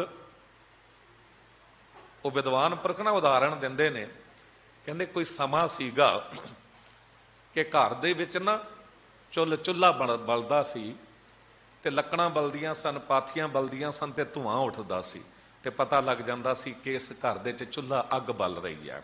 ਬੰਦਾ ਥੋੜਾ ਸਿਆਣਾ ਹੋਇਆ, ਸਟੋਪ ਆ ਗਿਆ। ਹੁਣ ਉਹਦੀ ਆਵਾਜ਼ ਤਾਂ ਹੈ ਪਰ ਧੂਆਂ ਨਹੀਂ, ਪਰ ਆਵਾਜ਼ ਦੱਸਦੀ ਸੀ ਕਿ ਚੁੱਲ੍ਹਾ ਬਲ ਰਿਹਾ ਹੈ। ਹੁਣ ਬੰਦਾ ਹੋਰ ਸਿਆਣਾ ਹੋ ਗਿਆ ਤੇ ਗੈਸ ਆ ਗਿਆ। ਹੁਣ ਗੈਸ ਦਾ ਚੁੱਲ੍ਹਾ ਜਿਹੜਾ ਹੈ, ਨਾ ਆਵਾਜ਼ ਹੈ ਨਾ ਧੂਆਂ ਹੈ। ਕਈ ਵਾਰੀ ਤੇ ਬੰਦਾ ਆਪ ਹੀ ਉਹਦੇ ਉੱਤੇ ਦੁੱਧ ਚੜਾਉਂਦਾ ਤੇ ਭੁੱਲ ਗਿਆ ਉਹ ਦੁੱਧ ਉਬਲ ਗਿਆ, ਕਿਉਂਕਿ ਆਵਾਜ਼ ਵੀ ਨਹੀਂ, ਧੂਆਂ ਵੀ ਨਹੀਂ, ਪਤਾ ਹੀ ਨਹੀਂ ਲੱਗ ਰਿਹਾ। ਪਰ ਐਸਾ ਤੇ ਨਹੀਂ ਕਿ ਚੁੱਲ੍ਹਾ ਨਹੀਂ ਬਲ ਰਿਹਾ, ਹਰ ਘਰ ਦੇ ਚ ਚੁੱਲ੍ਹਾ ਬਲ ਰਿਹਾ ਹੈ। ਬਸ ਇਹੀ ਗੱਲ ਹੈ, ਹਰ ਘਰ ਦੇ ਵਿੱਚ ਦੁੱਖ ਰੂਪੀ ਅੱਗ ਬਲ ਰਹੀ ਹੈ। ਵੱਖਰੀ ਗੱਲ ਹੈ, ਬੰਦੇ ਬੜੇ ਚਲਾਕ ਹੋ ਗਏ ਨੇ, ਸਿਆਣੇ ਹੋ ਗਏ ਨੇ, ਉਹ ਛੁਪਾ ਲੈਂਦੇ ਨੇ। ਪਹਿਲਾਂ ਨਾ ਲੋਕ ਆਪਣਾ ਦਿਲ ਦੂਜੇ ਨਾਲ ਖੋਲ ਲੈਂਦੇ ਸੀ। ਦੁੱਖ ਕੀਆਂ ਪੰਡਾ ਖੋਲੀਆਂ, ਸੁੱਖ ਨਾ ਨਿਕਲਿਓ ਕੋਏ। ਤੇ ਸਾਹਮਣੇ ਵਾਲਾ ਵੀ ਫਿਰ ਆਪਣਾ ਦੁੱਖ ਦੱਸ ਦਿੰਦਾ ਸੀ, ਕਿਤੇ ਤੇ ਮਨ ਹੌਲਾ ਹੋ ਜਾਂਦਾ ਸੀ। ਪਰ ਹੁਣ ਜੋ ਹੈ ਬੰਦੇ ਛੁਪਾ ਲੈਂਦੇ ਨੇ। ਪਰ ਐਸੀ ਗੱਲ ਨਹੀਂ ਕਿ ਦੁੱਖ ਨਹੀਂ ਹਨ, ਦੁੱਖ ਹਨ। ਤੇ ਅੱਜ ਤਰੀਕਾ ਸਿੱਖ ਲਓ ਗੁਰੂ ਨਾਨਕ ਦੇਵ ਸਾਹਿਬ ਜੀ ਤੋਂ। ਕਹਿੰਦੇ ਨਾਮ ਰੂਪੀ ਦੀਵਾ ਆਪਣੇ ਕੋਲ ਲੈ ਲਓ। ਜਦ ਵੀ ਦੁੱਖ ਆਵੇ ਨਾ, ਜਾਂ ਮਨ ਬਹੁਤਾ ਦੁਖੀ ਹੈ, ਕਰਕੇ ਵੇਖਿਓ, ਲੰਮਾ ਸਾਹ ਲਓ ਤੇ ਕਹੋ ਵਾਹਿਗੁਰੂ ਵਾਹਿਗੁਰੂ ਵਾਹਿਗੁਰੂ ਵਾਹਿਗੁਰੂ। ਸੱਚ ਜਾਣਿਓ ਅੰਦਰੋਂ ਨਿਕਲੇ ਵਾਹਿਗੁਰੂ। ਕੁਝ ਟਾਈਮ ਇਸ ਤਰ੍ਹਾਂ ਕਦੀ ਕਦੀ ਕਰੋਗੇ ਨਾ ਤੇ ਤੁਸੀਂ ਹੈਰਾਨ ਹੋਗੇ, ਇਤਨਾ ਸਕੂਨ ਮਿਲਦਾ ਹੈ, ਸਟ੍ਰੈਸ ਘਟ ਜਾਂਦਾ ਹੈ, ਤਣਾਅ ਤੋਂ ਮੁਕਤ ਹੋਣਾ ਆਰੰਭ ਹੋ ਜਾਂਦੇ ਹੋ, ਦੁੱਖ ਭੁੱਲਣ ਲੱਗ ਜਾਂਦੇ ਨੇ। ਇਹ ਗੁਰੂ ਨਾਨਕ ਦੇਵ ਸਾਹਿਬ ਕਹਿ ਰਹੇ ਨੇ, ਝੂਠ ਥੋੜਾ ਕਹਿ ਰਹੇ ਹੋਣਗੇ। ਭਰੋਸਾ ਬਣੇ ਤਾਂ ਸਹੀ ਸਾਨੂੰ। ਅਰਦਾਸ 'ਚ ਭਰੋਸਾ ਦਾਨ ਮੰਗਦੇ ਆ, ਪਰ ਕਦੀ ਭਰੋਸਾ ਕੀਤਾ? ਡਾਕਟਰ ਉੱਤੇ ਭਰੋਸਾ ਬਹੁਤ, ਦਵਾਈਆਂ ਉੱਤੇ ਭਰੋਸਾ ਬਹੁਤ ਹੈ, ਪਰ ਗੁਰੂ ਉੱਤੇ ਨਹੀਂ। ਗੁਰੂ ਕਹਿ ਰਿਹਾ ਸਰਵ ਰੋਗ ਕਾ ਔਖਦ ਨਾਮ।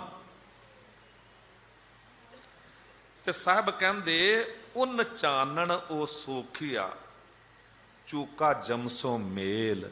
ਕਹਿੰਦੇ ਜਦ ਮੈਂ ਇਹ ਤਰੀਕਾ ਅਪਣਾਇਆ ਨਾ ਤੇ ਨਾਮ ਰੂਪੀ ਦੀਵੇ ਵਿੱਚ ਦੁੱਖ ਰੂਪੀ ਤੇਲ ਪਾ ਕੇ ਬਾਲਿਆ, ਉੱਥੋਂ ਜੋ ਮੈਨੂੰ ਆਤਮਿਕ ਚਾਨਣਾ ਮਿਲਿਆ, ਉਸ ਚਾਨਣੇ ਨੇ ਮੈਨੂੰ ਉਹ ਰਾਹ ਵਿਖਾ ਦਿੱਤਾ ਕਿ ਮੇਰੀ ਸਿੱਧੀ ਪਹੁੰਚ ਪਰਮਾਤਮਾ ਵਾਹਿਗੁਰੂ ਤੱਕ ਹੋ ਗਈ। ਮੇਰੀ ਸਿੱਧੀ ਪਹੁੰਚ ਪਰਮਾਤਮਾ ਵਾਹਿਗੁਰੂ ਨਾਲ ਹੋ ਗਈ। ਚੂਕਾ ਜਮਸੋ ਮੇਲ। ਉਹ ਜਮਾਂ ਦੀ ਮਾਰ ਜਿਹੜੀ ਕਹੀ ਜਾਂਦੀ ਸੀ ਨਾ ਕਿ ਜੰਮ ਮਿਲਣਗੇ, ਕਹਿੰਦੇ ਮੈਨੂੰ ਤੇ ਕਿਤੇ ਰਾਹ ਵਿੱਚ ਰੋਕਿਆ ਹੀ ਨਹੀਂ ਗਿਆ। ਜਹ ਪੈਂਡੇ ਲੂਟੀ ਪਨਿਹਾਰੀ ਸੋ ਮਾਰਗ ਸੰਤਨ ਦੂਰਾਰੀ। ਭਾਈ ਗੁਰਦਾਸ ਸਾਹਿਬ ਜੀ ਕਹਿੰਦੇ ਜਿਸ ਰਾਹ ਤੇ ਤੁਰਨ ਲੱਗਿਆ ਲੋਕ ਲੁੱਟੇ ਪੱਟੇ ਜਾਣ, ਕਹਿੰਦੇ ਉਸ ਰਾਹ ਤੇ ਨਾ ਗੁਰਮੁਖ ਨੂੰ ਪੈਣਾ ਹੀ ਨਹੀਂ ਪੈਂਦਾ। ਉਸ ਰਾਹ ਤੇ ਗੁਰਮੁਖ ਨੂੰ ਪੈਣਾ ਹੀ ਨਹੀਂ ਪੈਂਦਾ। ਉਹਨੂੰ ਤੇ ਉਹ ਰਾਹ ਮਿਲ ਜਾਂਦਾ, ਸੱਚੇ ਮਾਰਗ ਚਲਦਿਆਂ ਉਸਤਤ ਕਰੇ ਜਹਾਨ। ਉਸਨੂੰ ਤੇ ਮਾਲਕ ਵਾਹਿਗੁਰੂ ਨਾ ਆਪ ਬਾਂਹ ਫੜ ਕੇ ਤੇ ਆਪਣੇ ਨੇੜੇ ਕਰ ਲੈਂਦਾ ਹੈ। ਸਤਿਗੁਰੂ ਜੀ ਅੱਗੇ ਕਹਿੰਦੇ ਲੋਕਾ ਮਤ ਕੋ ਫੱਕੜ ਪਾਏ ਲਖ। ਕਹਿੰਦੇ ਇਹ ਲੋਕੋ, ਫੱਕੜ ਕਿਹਾ ਜਾਂਦਾ ਹੈ ਪਾਗਲ ਨੂੰ। ਕਹਿੰਦੇ ਇਹ ਲੋਕੋ ਜੇ ਮੈਂ ਇਹ ਗੱਲ ਕਹਿ ਰਿਹਾ ਤੇ ਮਤਾਂ ਕਿਤੇ ਮੈਨੂੰ ਫੱਕੜ ਸਮਝ ਲੈਣਾ। ਲੱਖ ਮੜੀਆਂ ਕਰ ਏਕ ਰਤੀ ਲੈ ਭਾਏ। ਕਹਿੰਦੇ ਇਹ ਗੱਲ ਯਾਦ ਰੱਖਿਓ, ਲੱਖਾਂ ਮਣ ਲੱਕੜੀ ਹੋਵੇ ਨਾ, ਲੱਕੜ ਹੋਵੇ, ਇੱਕ ਮਣ ਨਹੀਂ, 40 ਕਿਲੋ ਨਹੀਂ, ਲੱਖਾਂ ਹੀ ਮਣ ਲੱਕੜ ਹੋਵੇ, ਕਿ ਉਹਨੂੰ ਬਾਲਣ ਲਈ ਵੀ ਉਤਨੀ ਅੱਗ ਚਾਹੀਦੀ ਹੈ। ਨਹੀਂ ਤਰੀਕਾ ਵਰਤੋ ਤੇ ਇੱਕ ਤੀਲੀ ਇੱਕ ਪਾਸੇ ਤੋਂ ਅੱਗ ਲਾ ਦਿਓ, ਲੱਖਾਂ ਮਣ ਲੱਕੜ ਜਿਹੜੀ ਹੈ ਉਹ ਸੁਆਹ ਹੋ ਜਾਂਦੀ ਹੈ। ਬਿਲਕੁਲ ਇਉਂ ਲੱਖਾਂ ਪਾਪ ਹੋਣ ਤੁਹਾਡੇ, ਨਾਮ ਦੀ ਇੱਕ ਚਿਣਗ ਵੀ ਨਾ ਤੁਹਾਡੇ ਲੱਖਾਂ ਦੁੱਖਾਂ ਨੂੰ ਵੀ ਖਤਮ ਕਰ ਦਿੰਦੀ ਹੈ ਤੇ ਲੱਖਾਂ ਪਾਪਾਂ ਨੂੰ ਵੀ ਖਤਮ ਕਰ ਦਿੰਦੀ ਹੈ। ਨਾਮ ਦੀ ਚਿਣਗ, ਨਾਮ ਵਿੱਚ ਬੜੀ ਬਰਕਤ ਹੈ। ਕਹਿੰਦੇ ਰਾਜਾ ਜਨਕ ਨੂੰ ਨਾ ਜਦ ਲਿਜਾਇਆ ਜਾ ਰਿਹਾ ਸੀ ਤੇ ਭਾਈ ਗੁਰਦਾਸ ਸਾਹਿਬ ਜੀ ਨੇ ਨਾ ਉਦਾਹਰਣ ਦਿੱਤਾ ਕਿ ਰਾਜਾ ਜਨਕ ਜਦ ਗੁਜ਼ਰਿਆ ਤੇ ਉਹਨੂੰ ਲਿਜਾਇਆ ਜਾ ਰਿਹਾ ਸੀ ਸੱਚਖੰਡ ਵੱਲ, ਸੁਰਗਾਂ ਵੱਲ, ਤੇ ਉਹਨੇ ਕਿਹਾ ਕਿ ਮੈਨੂੰ ਨਰਕ ਵੀ ਵਿਖਾਉਂਦੇ ਚੱਲੋ। ਜਦ ਨਰਕਾਂ ਤੋਂ ਉਹਨੂੰ ਲੈ ਜਾਇਆ ਗਿਆ ਤੇ ਬੜੇ ਕੁਰਲਾਰ ਹੈ ਸੰਜੀਵ ਜੰਤ। ਭਾਈ ਗੁਰਦਾਸ ਸਾਹਿਬ ਜੀ ਨੇ ਉਦਾਹਰਣ ਦਿੱਤਾ ਹੈ, ਬੜੇ ਕੁਰਲਾਰ ਹੈ ਸਨ, ਦੁਖੀ ਸਨ। ਤੇ ਰਾਜਾ ਜਨਕ ਨੂੰ ਤਰਸ ਆ ਗਿਆ। ਉਹਨੇ ਕਿਹਾ ਕਿ ਜਾਂ ਤੇ ਇਹਨਾਂ ਨੂੰ ਵੀ ਛੱਡ ਦਿਓ ਜਾਂ ਫਿਰ ਮੈਨੂੰ ਵੀ ਇੱਥੇ ਛੱਡੋ। ਉਹਨਾਂ ਨੇ ਕਿਹਾ ਵੀ ਤੈਨੂੰ ਤੇ ਇੱਥੇ ਨਹੀਂ ਛੱਡਿਆ ਜਾ ਸਕਦਾ, ਕੋਈ ਬੰਦਗੀ ਕਰਨ ਵਾਲਾ ਤੇ ਤੂੰ ਨਾਮ ਜਪਿਆ, ਦਾਨ ਪੁੰਨ ਬੜਾ ਕੀਤਾ, ਤੇਰੇ ਬਾਰੇ ਤੇ ਕਹਿ ਦਿੱਤਾ ਗਿਆ ਭਗਤ ਵੱਡਾ ਰਾਜਾ ਜਨਕ ਹੈ। ਕਿਉਂ ਵੱਡਾ ਹੈ? ਗੁਰਮੁਖ ਮਾਇਆ ਵਿੱਚ ਉਦਾਸੀ। ਗਰੀਬੀ 'ਚ ਤੇ ਕਈ ਭਗਤ ਹੋ ਜਾਂਦੇ ਝੁੱਗੀ ਝੋਪੜੀ 'ਚ, ਪਰ ਸੋਨੇ ਦੇ ਸਿੰਘਾਸਨ ਉੱਤੇ ਬੈਠਣ ਵਾਲਾ ਮਹਾਰਾਜਾ ਉਹ ਜੇ ਗੁਰਮੁਖ ਬਣ ਗਿਆ ਨਾ, ਮਾਇਆ ਵਿੱਚ ਰਹਿੰਦਿਆਂ ਉਦਾਸ ਉਪਰਾਮ, ਇਸ ਕਰਕੇ ਉਹਨੂੰ ਵੱਡਾ ਕਿਹਾ ਗਿਆ। ਤੇ ਜਨਕ ਨੂੰ ਕਿਹਾ ਗਿਆ ਕਿ ਇੱਥੇ ਤੈਨੂੰ ਨਹੀਂ ਛੱਡਿਆ ਜਾ ਸਕਦਾ, ਤੇ ਕੋਈ ਤਰੀਕਾ? ਉਹਨਾਂ ਨੇ ਕਿਹਾ ਜੀ ਕੋਈ ਆਪਣੀ ਬੰਦਗੀ ਵਿੱਚੋਂ, ਸਿਮਰਨ ਵਿੱਚੋਂ ਕੁਛ ਇਹਨਾਂ ਨੂੰ ਦੇ ਦਵੇ, ਤੋਲ ਕੇ ਇਹਨਾਂ ਦੇ ਪਾਪਾਂ ਬਰਾਬਰ, ਤੇ ਫਿਰ ਇਹਨਾਂ ਦਾ ਛੁਟਕਾਰਾ ਹੋ ਸਕਦਾ ਹੈ। ਤੇ ਕਹਿੰਦੇ ਰਾਜਾ ਜਨਕ ਨੇ ਨਾ ਆਪਣਾ ਇੱਕ ਘੜੀ ਦਾ ਸਿਮਰਨ, ਇੱਕ ਘੜੀ ਦਾ ਸਿਮਰਨ, ਕਿਉਂਕਿ ਸਿਮਰਨ ਤੇ ਬਹੁਤ ਸੀ, ਉਹ ਤੇ ਦੇਣਾ ਚਾਹੁੰਦਾ ਸੀ, ਪਰ ਕਹਿੰਦੇ ਪਾਪ ਨਾਮ ਦੇ ਅੱਗੇ ਇੰਨੇ ਛੋਟੇ ਸਨ, ਇਤਨੇ ਹਲਕੇ ਸਨ ਕਿ ਇੱਕ ਘੜੀ ਦੇ ਸਿਮਰਨ ਦੇ ਬਦਲੇ ਨਰਕ ਖਾਲੀ ਹੋ ਗਏ। ਜਿੰਨੇ ਨਰਕਾਂ ਦੇ ਚ ਪਾਪੀ ਸਨ ਸਭਨਾਂ ਦਾ ਛੁਟਕਾਰਾ ਕਰਾ ਕੇ ਉਸ ਵੇਲੇ ਦੇ ਜਿੰਨੇ ਪਾਪੀ ਸਨ ਜਨਕ ਲੈ ਗਿਆ। ਇਹ ਦਾਸ ਨਹੀਂ ਕਹਿ ਰਿਹਾ, ਭਾਈ ਗੁਰਦਾਸ ਸਾਹਿਬ ਜੀ ਕਹਿ ਰਹੇ ਨੇ। ਉਹ ਭਾਈ ਗੁਰਦਾਸ ਸਾਹਿਬ ਜੀ ਜਿਨ੍ਹਾਂ ਨੂੰ ਗੁਰੂ ਅਰਜਨ ਦੇਵ ਸਾਹਿਬ ਜੀ ਨੇ ਗੁਰੂ ਗ੍ਰੰਥ ਸਾਹਿਬ ਜੀ ਲਿਖਣ ਦੀ ਸੇਵਾ ਦਿੱਤੀ, ਉਹ ਭਾਈ ਗੁਰਦਾਸ ਸਾਹਿਬ ਜੀ ਜਿਨ੍ਹਾਂ ਦੀ ਪ੍ਰਮਾਣਿਤ ਬਾਣੀ ਦਰਬਾਰ ਸਾਹਿਬ ਤੱਕ ਵੀ ਪੜ੍ਹੀ ਜਾਂਦੀ ਹੈ, ਇਹਨਾਂ ਗੁਰੂ ਘਰਾਂ 'ਚ ਪੜ੍ਹੀ ਜਾਂਦੀ ਹੈ। ਤੇ ਫਿਰ ਸਾਨੂੰ ਯਕੀਨ ਕਰ ਲੈਣਾ ਚਾਹੀਦਾ ਹੈ ਨਾ ਕਿ ਨਾਮ ਸਭ ਤੋਂ ਵੱਡੀ ਦਾਤ ਹੈ। ਤੀਰਥ ਨਹਾਵਣ ਜਾਉ ਤੀਰਥ ਨਾਮ ਹੈ, ਤੀਰਥ ਸ਼ਬਦ ਵਿਚਾਰ ਅੰਤਰ ਗਿਆਨ ਹੈ। ਇਹ ਹੋ ਰਿਹਾ ਤੁਹਾਡਾ ਤੀਰਥ। ਹੁਣ ਪ੍ਰਸੰਨਤਾ ਹੁੰਦੀ ਹੈ ਜਦ ਮੈਂ ਦੇਖ ਰਿਹਾ ਪੂਰਾ ਹਾਲ ਭਰਿਆ, ਅਖੀਰ ਤੱਕ ਭਾਵੇਂ ਸਾਹਮਣੇ ਸੰਗਤ ਵੀ ਆ ਰਹੀ ਹੈ, ਪਰ ਜਦ ਨਜ਼ਰ ਜਾਂਦੀ ਹੈ ਤੇ ਬਿਲਕੁਲ ਸੁਚੇਤ ਗਰਦਨਾਂ ਸਿੱਧੀਆਂ ਕਰਕੇ ਪਿੱਛੇ ਤੱਕ ਮੈਨੂੰ ਇਉਂ ਲੋਕ ਨਜ਼ਰ ਆ ਰਹੇ ਨੇ। ਗੁਰੂ ਦਰਬਾਰ ਬੈਠਣ ਦਾ ਤਰੀਕਾ ਇਹ ਹੈ। ਇੱਥੇ ਆ ਕੇ ਸੁਸਤ ਹੋਏ ਤੇ ਫਿਰ ਕੀ ਪ੍ਰਾਪਤ ਕੀਤਾ? ਵਪਾਰ ਦੀ ਦੁਕਾਨ ਤੇ ਤਾਂ ਇੱਕ ਛਿੰਨ ਵੀ ਬੰਦਾ ਨਾ ਜਾਂ ਨੋਟ ਗਿਣਨ ਲੱਗਿਆ, ਭਾਈ ਗੁਰਦਾਸ ਸਾਹਿਬ ਜੀ ਕਹਿੰਦੇ ਬੰਦੇ ਨੂੰ ਸੁਸਤੀ ਆਉਂਦੀ ਨਹੀਂ, ਪਰ ਗੁਰਦੁਆਰੇ ਆ ਕੇ ਜੇ ਬੰਦਾ ਸੁਸਤ ਹੋਵੇ ਤੇ ਕੀ ਪ੍ਰਾਪਤ ਕੀਤਾ? ਇਹ ਤੁਹਾਡਾ ਇਸ਼ਨਾਨ ਹੋ ਰਿਹਾ ਹੈ। ਗੁਰ ਦਰਿਆਓ ਸਦਾ ਜਲ ਨਿਰਮਲ, ਗੁਰੂ ਦਰਿਆ ਹੈ, ਇੱਥੇ ਬੜਾ ਪਵਿੱਤਰ ਜਲ ਹੈ, ਇਹਨੂੰ ਅੰਮ੍ਰਿਤ ਕਿਹਾ ਜਾਂਦਾ ਹੈ। ਇਹ ਜੋ ਵਰਸ ਰਿਹਾ ਤੁਹਾਡੇ ਉੱਤੇ, ਚਿਮ ਚਿਮ ਵਰਸੈ ਅੰਮ੍ਰਿਤ ਧਾਰਾ, ਮਨ ਪੀਵੈ ਸੁਨ ਸ਼ਬਦ ਵਿਚਾਰਾ।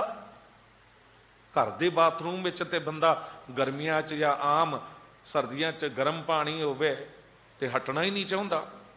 ਕਈ ਵਾਰੀ ਬੱਚਿਆਂ ਨੂੰ ਆਵਾਜ਼ਾਂ ਮਾਰਨੀਆਂ ਪੈਂਦੀਆਂ, ਨਿਕਲੋ ਬਈ ਹੁਣ ਨਿਕਲੋ।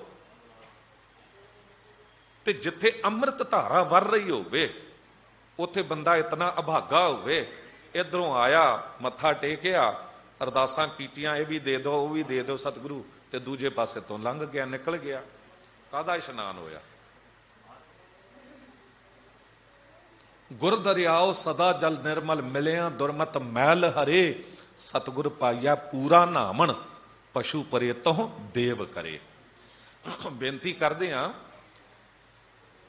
ਅਕਸਰ ਕਈ ਵਾਰੀ ਵੇਖਣ ਨੂੰ ਮਿਲਦਾ ਗੁਰਦੁਆਰਿਆਂ ਦੇ ਵਿੱਚ, ਤੇ ਸੀਸਗੰਜ ਸਾਹਿਬ ਵੀ ਤੁਸੀਂ ਕਦੀ ਗੌਰ ਕਰਨਾ, ਦਾਸ ਰੋਜ਼ ਵੇਖਦਾ, ਅਕਸਰ ਪੁਰਸ਼ਾਂ ਤੋਂ, ਅਕਸਰ ਵੀਰਾਂ ਤੋਂ ਜ਼ਿਆਦਾ ਗਿਣਤੀ ਭੈਣਾਂ ਦੀ ਹੁੰਦੀ ਹੈ, ਮਾਤਾਵਾਂ ਦੀ ਹੁੰਦੀ ਹੈ। ਤੇ ਜਦ ਸੁਣ ਰਹੇ ਹੋਣ ਨਾ, ਉਦੋਂ ਵੀ ਜੋ ਇਕਾਗਰਤਾ ਭੈਣਾਂ ਬੇਟੀਆਂ ਮਾਤਾਵਾਂ ਵਿੱਚ ਨਜ਼ਰ ਆਉਂਦੀ ਹੈ, ਕਈ ਵਾਰੀ ਨਹੀਂ ਨਜ਼ਰ ਆਉਂਦੀ ਵੀਰਾਂ 'ਚ, ਨੌਜਵਾਨਾਂ ਵਿੱਚ, ਬਜ਼ੁਰਗਾਂ ਵਿੱਚ।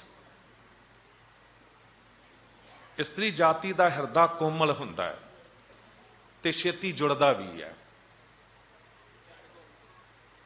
ਸੰਤ ਤੁਕਾਰਾਮ ਹੋਏ ਨੇ, ਇੱਕ ਮਸਕੀਨ ਜੀ ਵੀ ਜ਼ਿਕਰ ਕਰਦੇ ਹੁੰਦੇ ਸਨ, ਭਗਤ ਤੁਕਾਰਾਮ, ਇੱਧਰ ਗੁਜਰਾਤ ਦੇ ਰਹਿਣ ਵਾਲੇ। ਕਹਿੰਦੇ ਸਣੇ ਪਤਨੀ ਇਹ ਰੋਜ਼ ਦਰਿਆ ਤੇ ਇਸ਼ਨਾਨ ਕਰਨ ਜਾਂਦੇ ਹੁੰਦੇ ਸੀ। ਉਦੋਂ ਦਰਿਆਵਾਂ ਤੇ ਹੀ ਲੋਕ ਇਸ਼ਨਾਨ ਕਰਦੇ ਹੁੰਦੇ ਸਨ, ਘਰਾਂ 'ਚ ਬਹੁਤੇ ਇੰਤਜ਼ਾਮ ਨਹੀਂ ਸਨ ਹੁੰਦੇ, ਤੇ ਅੰਮ੍ਰਿਤ ਵੇਲੇ ਰੋਜ਼ ਇਹਨਾਂ ਨੇ ਜਾਣਾ। ਹੁਣ ਪਤੀ ਪਤਨੀ ਇਸ਼ਨਾਨ ਕਰਕੇ ਵਾਪਸ ਆ ਰਹੇ ਨੇ ਤੇ ਅੰਮ੍ਰਿਤ ਵੇਲਾ, ਚਾਨਣੀ ਰਾਤ ਹੈ, ਭਗਤ ਜੀ ਅੱਗੇ ਨੇ, ਭਾਵੇਂ ਨਾਮ ਜਪਦੇ ਆ ਰਹੇ ਨੇ, ਪਰ ਅਚਾਨਕ ਕੀ ਵੇਖਦੇ ਨੇ ਕਿ ਰਾਹ ਉੱਤੇ ਕੋਈ ਸੋਨੇ ਦਾ ਗਹਿਣਾ ਪਿਆ ਹੈ, ਤੇ ਚਾਨਣੀ ਰਾਤ ਸੀ, ਉਹ ਚਮਕ ਵੀ ਮਾਰ ਰਿਹਾ ਸੀ ਸੋਨਾ, ਤੇ ਵੇਖਿਆ ਭਗਤ ਜੀ ਸਮਝ ਗਏ ਤੇ ਉਸੇ ਵੇਲੇ ਨਾ ਉਹਨਾਂ ਨੇ ਉੱਪਰ ਮਿੱਟੀ ਪਾਉਣੀ ਆਰੰਭ ਕਰ ਦਿੱਤੀ, ਕਿਉਂਕਿ ਮਨ ਨੇ ਇੱਕ ਆਵਾਜ਼ ਮਾਰੀ, ਭਗਤ ਤੁਕਾਰਾਮ ਪਿੱਛੇ ਤੇਰੀ ਪਤਨੀ ਆ ਰਹੀ ਹੈ। ਔਰਤ ਅਕਸਰ ਗਹਿਣਿਆਂ ਦਾ ਪ੍ਰਭਾਵ ਕਬੂਲ ਕਰਦੀ ਹੈ, ਤੇ ਸਾਨੂੰ ਤਾਂ ਸਮਝਾਇਆ ਗਿਆ ਹੈ ਕਿ ਦੂਸਰੇ ਦਾ ਧਨ ਜੋ ਹੈ ਉਹ ਭਾਵੇਂ ਸੋਨਾ ਵੀ ਕਿਉਂ ਨਾ ਹੋਏ ਮਿੱਟੀ ਹੀ ਹੈ, ਤੇ ਇਹਨੂੰ ਢੱਕ ਦਿਆਂ ਮਿੱਟੀ ਨਾਲ, ਤਾਂ ਕਿ ਮੇਰੀ ਪਤਨੀ ਦੇ ਮਨ 'ਚ ਕੋਈ ਲਾਲਚ ਨਾ ਆਵੇ ਗਹਿਣੇ ਨੂੰ ਵੇਖ ਕੇ। ਉਹ ਮਿੱਟੀ ਪਾਉਣ ਲੱਗਾ ਉਹਦੇ ਉੱਤੇ, ਇਤਨੇ ਵਿੱਚ ਨਾ ਪਿੱਛੋਂ ਪਤਨੀ ਆ ਗਈ, ਤੇ ਪਤਨੀ ਨੇ ਵੇਖਿਆ ਗਹਿਣੇ ਉੱਤੇ ਮਿੱਟੀ ਪਾ ਰਹੇ ਨੇ, ਸੋਨੇ ਦੇ ਗਹਿਣੇ ਉੱਤੇ, ਤੇ ਉਹਨੇ ਕਹਿ ਦਿੱਤਾ, ਭਗਤ ਜੀ ਕਿਉਂ ਮਿੱਟੀ ਉੱਤੇ ਮਿੱਟੀ ਪਾਉਣ 'ਚ ਸਮਾਂ ਵਿਅਰਥ ਗਵਾ ਰਹੇ ਹੋ, ਬੰਦਗੀ ਦਾ ਸਮਾਂ ਚੱਲ ਕੇ ਬੰਦਗੀ ਕਰੀਏ।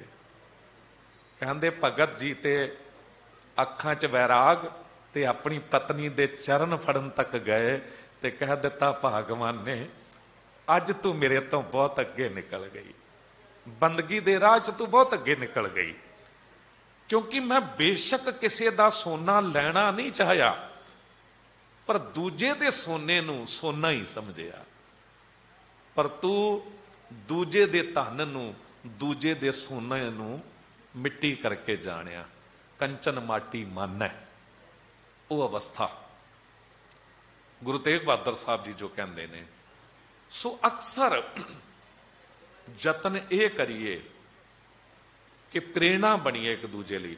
ਦਾਸ ਨਾ ਲਗਭਗ ਸਤਿਗੁਰੂ ਗੁਰੂ ਹਰਿਕ੍ਰਿਸ਼ਨ ਸਾਹਿਬ ਜੀ ਨੇ 9 ਸਾਲ ਸੇਵਾਵਾਂ ਲਈਆਂ ਐਜ ਏ ਹੈਡ ਗ੍ਰੰਥੀ ਗੁਰਦੁਆਰਾ ਬੰਗਲਾ ਸਾਹਿਬ, ਤੇ ਸ਼ਾਮ ਦੀ ਕਥਾ ਵੀ ਉੱਥੇ ਨਾ ਹੈਡ ਗ੍ਰੰਥੀ ਕਰਦੇ ਨੇ, ਤੇ ਦਾਸ ਨਾਲ ਘੱਟੋ ਘੱਟ 5-7 ਵਾਰੀ ਲੋਕਾਂ ਦਾ ਇਹ ਜ਼ਿਕਰ ਹੋਇਆ।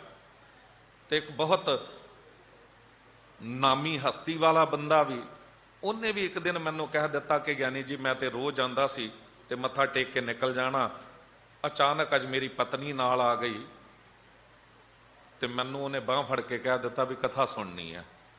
ਕਹਿੰਦੇ ਮੈਂ ਪੂਰਾ 1 ਘੰਟਾ ਕਥਾ ਸੁਣਦਾ ਰਿਹਾ, ਉੱਠ ਨਹੀਂ ਸਕਿਆ। ਇੱਕ ਬੰਦਾ ਉੱਥੇ ਕਹਿੰਦਾ ਮੈਂ 70-75 ਸਾਲਾਂ ਤੋਂ ਬੰਗਲਾ ਸਾਹਿਬ ਆ ਰਿਹਾ, ਤੇ ਕਾਫੀ ਉਮਰ 80-85 ਸਾਲ ਉਹਨਾਂ ਦੀ, ਰੋਜ਼ ਆਉਣਾ, ਰੋਜ਼ ਕਦੀ ਜੋੜੇ ਘਰ 'ਚ, ਕਦੀ ਲੰਗਰ ਹਾਲ ਵਿੱਚ, ਕਦੀ ਬਸ ਗੱਲਾਂ ਬਾਤਾਂ ਹੀ ਸੀ ਲੋਕਾਂ ਨਾਲ। ਤੇ ਉਹਨਾਂ ਨੇ ਦੱਸਿਆ ਕਿ ਅੱਜ ਰਾਤੀ ਮੇਰੇ ਨਾਲ ਕਿਤੇ ਪਤਨੀ ਆਈ ਤੇ ਉਹ ਕਥਾ ਸੁਣਨ ਬੈਠ ਗਈ, ਤੇ ਮੈਂ 5 ਮਿੰਟ ਤੋਂ ਬਾਅਦ ਉੱਠਣ ਲੱਗਾ, ਤੇ ਕਹਿੰਦੇ ਮੇਰਾ ਹੱਥ ਫੜ ਕੇ ਗੁੱਸੇ ਨਾਲ ਜ਼ੋਰ ਦੀ ਕਿਹਾ ਚੁੱਪ ਕਰਕੇ ਬੈਠੇ ਰਹੋ, ਦੁਨੀਆਵੀ ਗੱਲਾਂ ਛੱਡੋ ਅਤੇ ਕਥਾ ਸੁਣੋ। ਕਹਿੰਦੇ ਮੈਂ 1 ਘੰਟਾ ਪੂਰਾ ਬੈਠਾ ਰਿਹਾ, ਉੱਠ ਨਹੀਂ ਸਕਿਆ, ਕਥਾ ਸੁਣ ਕੇ ਉੱਠਿਆ। ਅੱਜ ਮੈਨੂੰ ਪਤਾ ਲੱਗਾ ਕਿ ਗੁਰਦੁਆਰੇ ਆ ਕੇ ਮਿਲਦਾ ਕੀ ਹੈ। ਕਹਿੰਦੇ ਇਹ 70-75 ਸਾਲ ਐਵੇਂ ਨਿਕਲ ਗਏ। ਅਸਲ ਵਿੱਚ ਝਾਤ ਮਾਰੋਗੇ ਨਾ ਤੇ ਕਿਤੇ ਨਾ ਕਿਤੇ ਤੁਹਾਨੂੰ 2-4 ਬੰਦੇ ਇਹੋ ਜਿਹੇ ਨਜ਼ਰ ਆ ਹੀ ਜਾਣਗੇ ਹਰ ਜਗ੍ਹਾ, ਜਿਨ੍ਹਾਂ ਨੇ ਗੁਰਦੁਆਰੇ ਵੀ ਆਉਣਾ ਹੈ ਤੇ ਕੁਝ ਚੰਗਾ ਲੈਣ ਨਹੀਂ ਆਉਣਾ। ਦੇਖੋ ਯਾਦ ਰੱਖਣਾ, ਬੜੇ ਕਮਾਲ ਦੇ ਐਗਜ਼ਾਮਪਲ ਮਿਲਦੇ ਨੇ ਗੁਰਬਾਣੀ ਵਿੱਚ ਵਿਦਵਾਨਾਂ ਤੋਂ। ਕਹਿੰਦੇ ਆਂਗਨ ਕਿਤਨਾ ਵੀ ਜ਼ਿਆਦਾ ਲੀਪਿਆ ਚੋਪਿਆ ਕਿਉਂ ਨਾ ਹੋਵੇ, ਸਾਫ ਸੁਥਰਾ ਕਿਉਂ ਨਾ ਹੋਵੇ, ਪਰ ਚੀਂਟੀ ਉੱਥੇ ਹੀ ਜਾਵੇਗੀ, ਕੀੜੀ ਉੱਥੇ ਹੀ ਜਾਵੇਗੀ ਜਿੱਥੇ ਸੁਰਾਖ ਹੋਵੇਗਾ। ਬੰਦੇ ਦਾ ਸਰੀਰ ਕਿਤਨਾ ਵੀ ਸਾਫ ਸੁਥਰਾ ਕਿਉਂ ਨਾ ਹੋਵੇ, ਕਿੰਨਾ ਸੋਹਣਾ ਕਿਉਂ ਨਾ ਹੋਵੇ, ਸਫਾਈ ਨਾਲ ਰਹਿਣ ਵਾਲਾ ਬੰਦਾ, ਪਰ ਗੰਦਗੀ ਦੀ ਮੱਖੀ ਨੇ ਉੱਥੇ ਹੀ ਬੈਠਣਾ ਜਿੱਥੇ ਜ਼ਖਮ ਹੈ, ਜਿੱਥੇ ਜ਼ਖਮ ਹੈ। ਇਹੀ ਕਾਰਨ ਹੈ ਕਿ ਕੁਝ ਲੋਕ ਗੁਰਦੁਆਰੇ ਆ ਕੇ ਵੀ ਕਿੰਨਾ ਸੋਹਣਾ ਮਾਹੌਲ ਹੋਵੇ, ਕਿੰਨਾ ਚੰਗਾ ਇੱਥੇ ਸਭ ਕੁਝ ਹੋ ਰਿਹਾ ਹੋਵੇ, ਪਰ ਉਹਨਾਂ ਨੇ ਉੱਥੇ ਹੀ ਟਿਕਣਾ ਹੈ ਜਿੱਥੇ ਕੋਈ ਕਿਸੇ ਦੀ ਨਿੰਦਾ ਹੋ ਰਹੀ ਹੈ ਜਾਂ ਕੁਝ ਇਹੋ ਜਿਹਾ ਨਜ਼ਰ ਆ ਰਿਹਾ ਹੈ, ਉਹਨਾਂ ਨੇ ਉਹੀ ਲੱਭਣਾ ਹੈ। ਪਰ ਗੁਰਦੁਆਰੇ ਆ ਕੇ ਕੀ ਕਰਨਾ ਹੁੰਦਾ ਹੈ? ਗੁਰਦੁਆਰੇ ਹੋਏ ਸੋਝ ਹੀ ਪਾਏ ਸੀ, ਗੁਰਦੁਆਰੇ ਆ ਕੇ ਸੂਝ ਲੈਣੀ ਹੈ। ਗੁਰਦੁਆਰੇ ਆ ਕੇ ਨਿੰਦਾ ਅਹੰਕਾਰ ਨੂੰ ਛੱਡਣਾ ਹੈ।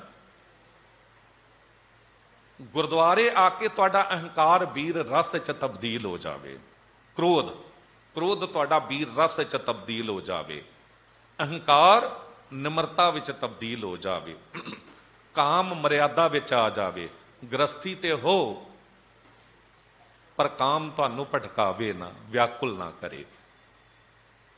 ਲੋਭ ਸੰਤੋਖ ਚ ਤਬਦੀਲ ਹੋ ਜਾਵੇ, ਮੋਹ ਪ੍ਰੇਮ ਬਣ ਜਾਵੇ। ਮੋਹ ਪਕੜ ਹੈ।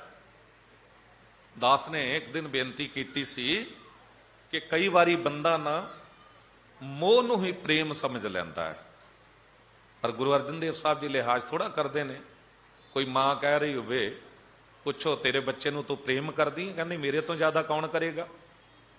ਹਰ ਬੰਦਾ ਸਹਿਮਤ ਹੁੰਦਾ ਕਿ ਮਾਂ ਤੋਂ ਜ਼ਿਆਦਾ ਕੋਈ ਵੀ ਪ੍ਰੇਮ ਨਹੀਂ ਕਰ ਸਕਦਾ। ਪਰ ਗੁਰੂ ਅਰਜਨ ਦੇਵ ਸਾਹਿਬ ਜੀ ਕਹਿੰਦੇ, ਪੰਥਾ ਪ੍ਰੇਮ ਨਾ ਜਾਣਈ, ਭੂਲੀ ਫਿਰੈ ਗਵਾਰ। ਨਾਨਕ ਹਰ ਬਿਸਰਾਏ ਕੇ, ਪਾਉਂਦੇ ਨਰਕ ਅੰਧਿਆਰ। ਪ੍ਰੇਮ ਦੇ ਰਾਹ ਉੱਤੇ ਤੁਰਨ ਦਾ ਦਾਵਾ ਕਰਨ ਵਾਲੇ ਅਸਲ ਵਿੱਚ ਉਹ ਪ੍ਰੇਮ ਨਹੀਂ ਕਰੇ ਹੁੰਦੇ, ਮੋਹ। ਮੋਹ ਤੇ ਪ੍ਰੇਮ ਵਿੱਚ ਇੱਕ ਸੂਖਮ ਜਿਹਾ ਅੰਤਰ ਹੈ।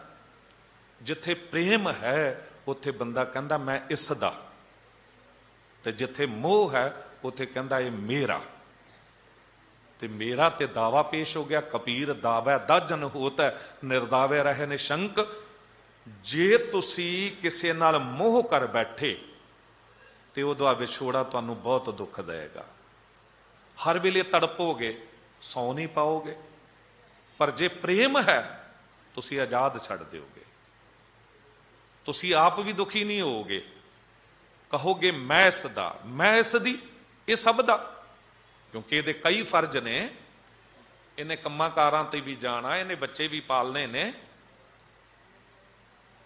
ਜੇ ਪਤਨੀ ਨੂੰ ਕਹਿ ਦਿੱਤਾ ਮੇਰੀ ਪਤਨੀ, ਤੇ ਫਿਰ ਤੇ ਪਕੜ ਹੋ ਗਈ। ਜੋ ਮੇਰੀ ਹੈ ਉਹ ਕਿਸੇ ਹੋਰ ਦੀ ਨਹੀਂ ਹੋ ਸਕਦੀ। ਉਹ ਆਪਣੇ ਮਾਂ-ਬਾਪ ਵੱਲ ਨਹੀਂ ਜਾ ਸਕਦੀ, ਉਹ ਕੋਈ ਹੋਰ ਫਰਜ਼ ਨਹੀਂ ਨਿਭਾ ਸਕਦੀ। ਗੁਰੂ ਸਾਹਿਬ ਕਹਿੰਦੇ ਮਾਂ ਨੂੰ ਹੀ ਲੈ ਲਓ ਜੋ ਦਾਵਾ ਕਰਦੀ ਪ੍ਰੇਮ ਦਾ, ਕਿ ਮੇਰੇ ਤੋਂ ਜ਼ਿਆਦਾ ਪੁੱਤਰ ਨੂੰ ਕੌਣ ਪ੍ਰੇਮ ਕਰੇਗਾ। ਪਰ ਪਤਾ ਉਦੋਂ ਲੱਗਦਾ ਜਦ ਬੱਚਾ 24-25 ਸਾਲ ਦਾ ਹੋ ਗਿਆ, ਵਿਆਹ ਲਾਇਕ। ਤੇ ਜਿਉਂ ਹੀ ਉਹਦਾ ਵਿਆਹ ਹੋਇਆ ਤੇ ਅੰਦਰ ਇੱਕ ਸੂਖਸ਼ਮ ਜਿਹਾ ਡਰ ਪੈਦਾ ਹੋ ਗਿਆ, ਜੋ ਮੇਰਾ ਪੁੱਤਰ ਹੈ ਉਹ ਕਿਸੇ ਹੋਰ ਦਾ ਨਾ ਹੋ ਜਾਵੇ। ਜੇ ਪ੍ਰੇਮ ਹੁੰਦਾ ਤੇ ਕਹਿੰਦੀ ਮੈਂ ਪੁੱਤਰ ਦੀ, ਪੁੱਤਰ ਸਭ ਦਾ। ਪਤਨੀ ਵੀ ਤੇ ਛੱਡ ਕੇ ਆਈ ਹੈ ਮਾਂ-ਬਾਪ ਨੂੰ, ਉਹਦੇ ਪ੍ਰਤੀ ਵੀ ਉਹਦਾ। ਤੇ ਮਾਂ ਨਾਲ ਖੜੀ ਹੋ ਜਾਂਦੀ, ਮਾਂ ਉਹਨੂੰ ਬੇਟੀ ਬਣਾ ਲੈਂਦੀ। ਕਿੰਨਾ ਸੌਖਾ ਸਭ ਕੁਝ। ਪਰ ਮਾਂ ਹੀ ਔਖਾ ਬਣਾ ਦਿੰਦੀ ਹੈ, ਕਿਉਂਕਿ ਉਹਨੂੰ ਸੂਖਸ਼ਮ ਦਾ ਡਰ ਹੈ, ਜੋ ਮੇਰਾ ਸੀ ਕਿਤੇ ਪਤਨੀ ਦਾ ਨਾ ਹੋ ਜਾਵੇ। ਤੇ ਉਹਨੇ ਫਿਰ ਕੋਈ ਨਾ ਕੋਈ ਗੱਲ ਬਣਾ ਕੇ ਤੇ ਕੁਛ ਨਾ ਕੁਛ ਪੁੱਤਰ ਦੇ ਕੰਨ ਭਰਨੇ ਹੁੰਦੇ ਨੇ। ਇਹੀ ਗੱਲ ਪਤਨੀ ਨੂੰ ਪੁੱਛੋ ਤੂੰ ਪਤੀ ਨੂੰ ਪ੍ਰੇਮ ਕਰਦੀ? ਕਹਿੰਦੀ ਜੀ ਮੇਰਾ ਪਤੀ, ਮੇਰੇ ਤੋਂ ਜ਼ਿਆਦਾ ਕੌਣ ਕਰੇਗਾ। ਨਹੀਂ, ਜਿੱਥੇ ਮੇਰਾ ਉੱਥੇ ਤੇ ਦਾਵਾ ਪੇਸ਼ ਹੋ ਗਿਆ। ਫਿਰ ਇਹ ਮਾਂ-ਬਾਪ ਨਾਲ ਕਿਸ ਤਰ੍ਹਾਂ ਰਹਿ ਸਕਦਾ? ਫਿਰ ਇਹ ਭੈਣ ਭਰਾਵਾਂ ਨਾਲ ਗੱਲ ਕਿਸ ਤਰ੍ਹਾਂ ਕਰ ਸਕਦਾ? ਮੇਰਾ ਨਹੀਂ, ਇਹ ਮੋਹ ਹੈ।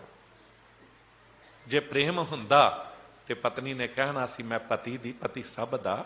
ਜਿਸ ਮਾਂ-ਬਾਪ ਨੇ ਪੈਦਾ ਕੀਤਾ ਉਹਨਾਂ ਪ੍ਰਤੀ ਵੀ ਤੇ ਉਹਦੇ ਫਰਜ਼ ਨੇ।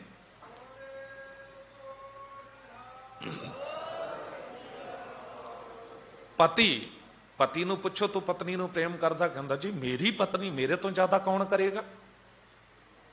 ਮੇਰੀ, ਜੇ ਮੇਰੀ ਹੈ ਤੇ ਹੁਣ ਕਿਸੇ ਹੋਰ ਨਾਲ ਬੋਲ ਵੀ ਨਹੀਂ ਸਕਦੀ। ਹਰ ਜਗ੍ਹਾ ਸ਼ੱਕ, ਹਰ ਜਗ੍ਹਾ ਇਹੋ ਜੀ ਗੱਲ। ਫਿਰ ਉਹਨੂੰ ਮਾਂ-ਬਾਪ ਭੈਣ ਭਰਾਵਾਂ ਵੱਲ ਫਰਜ਼ ਨਹੀਂ ਨਿਭਾਉਣ ਦੇਣਾ। ਇਸ਼ਾਰੇ ਸਮਝ ਜਾਓ ਗੱਲ। ਵਕਤ ਥੋੜਾ, ਪ੍ਰੇਮ ਕਰੋ, ਮੋਹ ਨਾ ਕਰੋ। ਗੁਰੂ ਗੋਬਿੰਦ ਸਿੰਘ ਸਾਹਿਬ ਸਤਿਗੁਰੂ ਜੀ ਨੇ ਆਪਣੇ ਪੁੱਤਰਾਂ ਨਾਲ ਪ੍ਰੇਮ ਕੀਤਾ, ਮੋਹ ਨਹੀਂ ਕੀਤਾ। ਤਾਂ ਹੀ ਤਾਂ ਮੈਂ ਤੇਰਾ ਹੂੰ, ਮੇਰੇ ਬੱਚੇ ਵੀ ਤੇਰੇ हैं मौला, थे तेरे हैं तेरे, रहेंगे तेरे, जिस हाल में रखे वही हाल है अच्छा। जुज शुक्र कि जुबान पे आने का नहीं शिकवा, करतार से कहते थे गोया रूबरू होकर, कल जाऊंगा मैं चमकौर से सुरखरू होकर। प्रेम सी, मोह नहीं। ਤਾਂ ਹੀ ਤਾਂ ਜਿਹਦੇ ਸਨ ਉਹਨੂੰ ਦੇ ਦਿੱਤੇ। ਸਾਡੇ ਤੇ ਬੱਚੇ ਨੂੰ ਬੁਖਾਰ ਵੀ ਆ ਜਾਵੇ ਅਸੀਂ ਤੜਪ ਉੱਠਦੇ ਹਾਂ। ਸਾਹਿਬ ਕਹਿ ਰਹੇ ਨੇ ਇਹ ਪਤਾ ਲੱਗੇਗਾ ਨਾਮ ਰੂਪੀ ਚਾਨਣੇ ਨਾਲ। ਅੱਗੇ ਕਹਿੰਦੇ ਨੇ ਪਿੰਡ ਪੱਤਲ ਮੇਰੀ ਕੇਸੋ ਕਰਿਆ ਸੱਚ ਨਾਮ ਕਰਤਾਰ। ਕਹਿੰਦੇ ਜਦ ਬੰਦਾ ਮਰ ਜਾਂਦਾ ਨਾ ਤੇ ਉਹਦੀ ਕਿਰਿਆ ਕਰਾਉਣ ਵਾਲੇ ਪੰਡਤ ਬ੍ਰਾਹਮਣ ਆਦਿਕ ਪਿੰਨ ਭਰਦੇ ਨੇ, ਪਿੰਡ ਭਰਦੇ ਨੇ, ਪੱਤਲਾਂ ਉੱਤੇ ਰੱਖ ਕੇ ਚੌਲਾਂ ਜਾਂ ਜਵਾਂ ਦਾ ਉਹ ਪਿੰਨ, ਉਸ ਤਰੀਕੇ ਨਾਲ ਜੋ ਕਿਰਿਆਵਾਂ ਕੀਤੀਆਂ ਜਾਂਦੀਆਂ ਨੇ। ਗੁਰੂ ਨਾਨਕ ਦੇਵ ਸਾਹਿਬ ਜੀ ਕਹਿੰਦੇ ਮੇਰੇ ਲਈ ਤੇ ਸਭ ਕੁਝ ਨਾਮ ਹੀ ਹੈ ਵਾਹਿਗੁਰੂ ਜੀ ਦਾ। ਮੈਂ ਨਾਮ ਤੋਂ ਇਲਾਵਾ ਹੋਰ ਕੋਈ ਕਰਮ ਕਾਂਡ ਕਰਦਾ ਨਹੀਂ ਹਾਂ। ਤੇ ਸਾਹਿਬ ਕਹਿੰਦੇ ਇੱਥੇ ਉੱਥੇ ਆਗੇ ਪਾਛੇ ਵਾਹਿਗੁਰੂ ਤੇਰਾ ਨਾਮ ਹੀ ਮੇਰਾ ਆਧਾਰ ਹੈ। ਸਾਹਿਬ ਕਹਿੰਦੇ ਕਿ ਏਕ ਨਾਮ ਮੇਰਾ ਆਧਾਰ,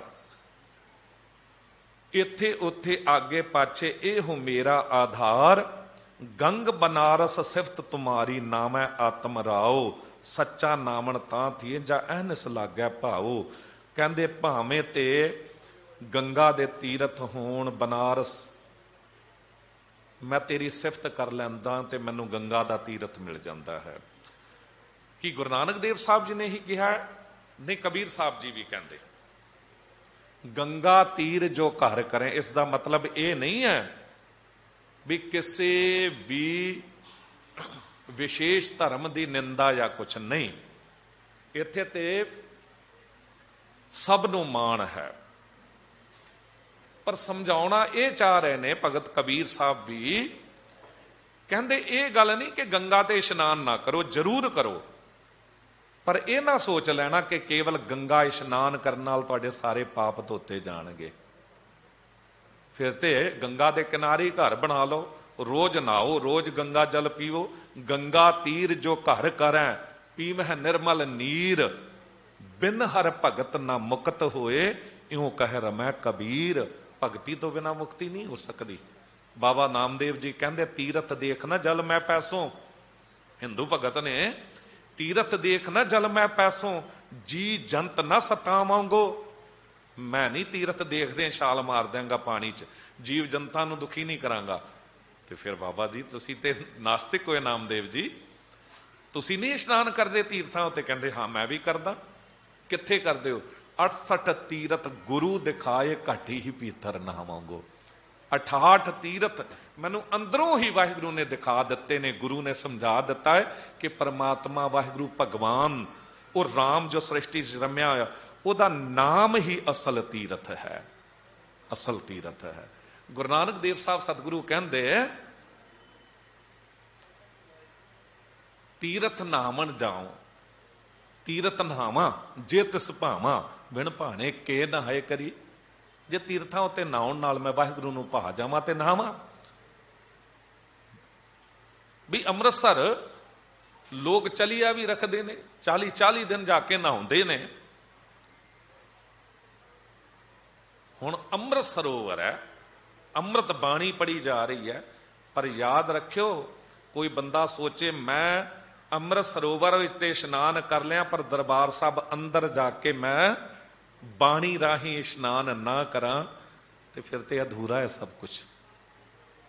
ਔਰ ਉਸ ਅੰਮ੍ਰਿਤ ਸਰੋਵਰ ਦੀ ਮਹਾਨਤਾ ਹੀ ਦਰਬਾਰ ਸਾਹਿਬ ਦੇ ਕਰਕੇ ਹੈ, ਅੰਮ੍ਰਿਤ ਸਰੋਵਰ ਦੀ ਮਹਾਨਤਾ ਹੀ ਗੁਰੂ ਗ੍ਰੰਥ ਸਾਹਿਬ ਜੀ ਦੇ ਕਰਕੇ ਹੈ।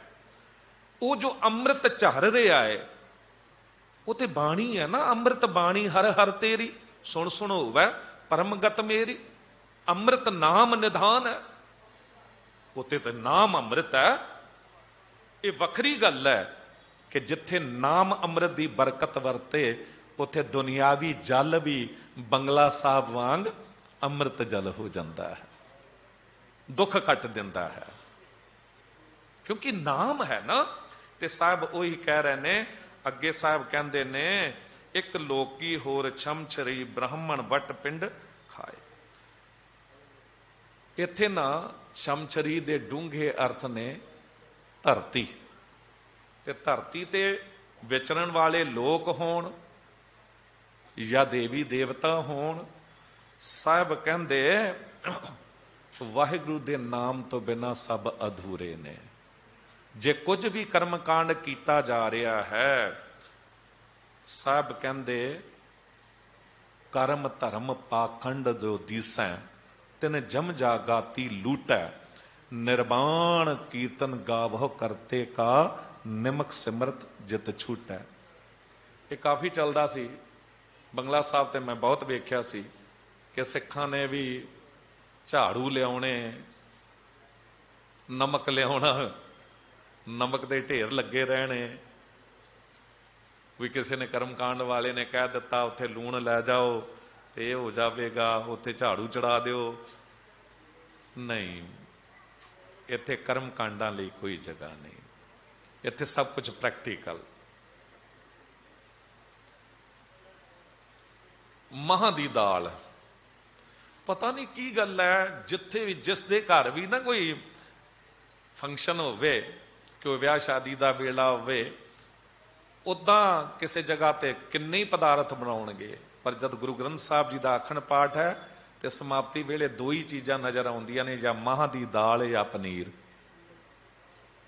जिस तरह लंगर माह की दाल तो बिना पूरा ही नहीं हुंदा, गुरुद्वारे बस माह की दाल चढ़ाई जाणगे, भी होर दालां नहीं हैं। पर किते ना किते कर्म कांड जुड़िया उहदे नाल, फिर खुलासा करांगे कदी। सो अखीर समझ लो इस गल नूं, नानक पिंड बख्शीश का कभू निकटस नाहे। गुरु नानक देव साहब जी कहंदे ये जिहड़े पिंड भरने, बंदे दे मरण दे उत्ते कर्म कांड करने कोई लोड़ नहीं। कहंदे इक्को बख्शिश दा पिंड जो नाम करके मिलता, भाव की जो बख्शिश मिलती है ਉਹਦੇ नाल फिर बंदे दा ये लोक सुखीए परलोक सुहेले, नानक हर पब आपह मेले वाली गल हो जाती है। फिर ये यात्रा संपूर्ण हो जाती है। साहिब ने क्या, गुरु अर्जन देव साहब जी ने सफल सफल भई सफल यात्रा, आवन जान रहे मिले साधा। समझ लेना यात्रा की है। पानी बुखारात बन के, बदल बन के समुंदर तो उड़दा है, हवा दूर दूर तक लै जाती है, जगह जगह वरदा है वरसदा है, फिर पानी की दौड़ होंदी है समुंदर वाल। पर जिस पानी नूं दरिया की संगत मिल गई, दरिया नाल रल के समुंदर तक पहुंच गया, यात्रा सफल हो गई। जेड़ा पानी किते टोए टिब्बियां छप्पड़ां दे रूप च रुक गया, उहदी यात्रा लंबी हो गई। फिर की होवेगा, गंदा होवेगा, सड़ेगा या सुकेगा, फिर उडेगा दोबारा, फिर भरेगा, फिर तुरेगा। यही हालात ने। मड़ियां मसाणा ये टोए टिब्बे ने, कर्म कांड देहधारी लोग भटकाउण वाले ये छप्पड़ ने। इन्हां विच उलझ जाओगे तो बड़ी यात्रा लंबी हो जाएगी। कई बारी मरोगे, कई बारी जमोगे।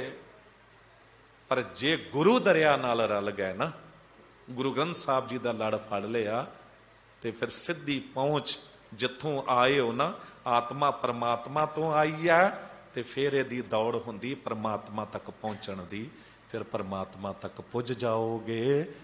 सांझे तौर पर सब लई अरदास है, तेग बहादुर सिमरै घर नौ निध आवै धाए, सब थाई होए सहाय।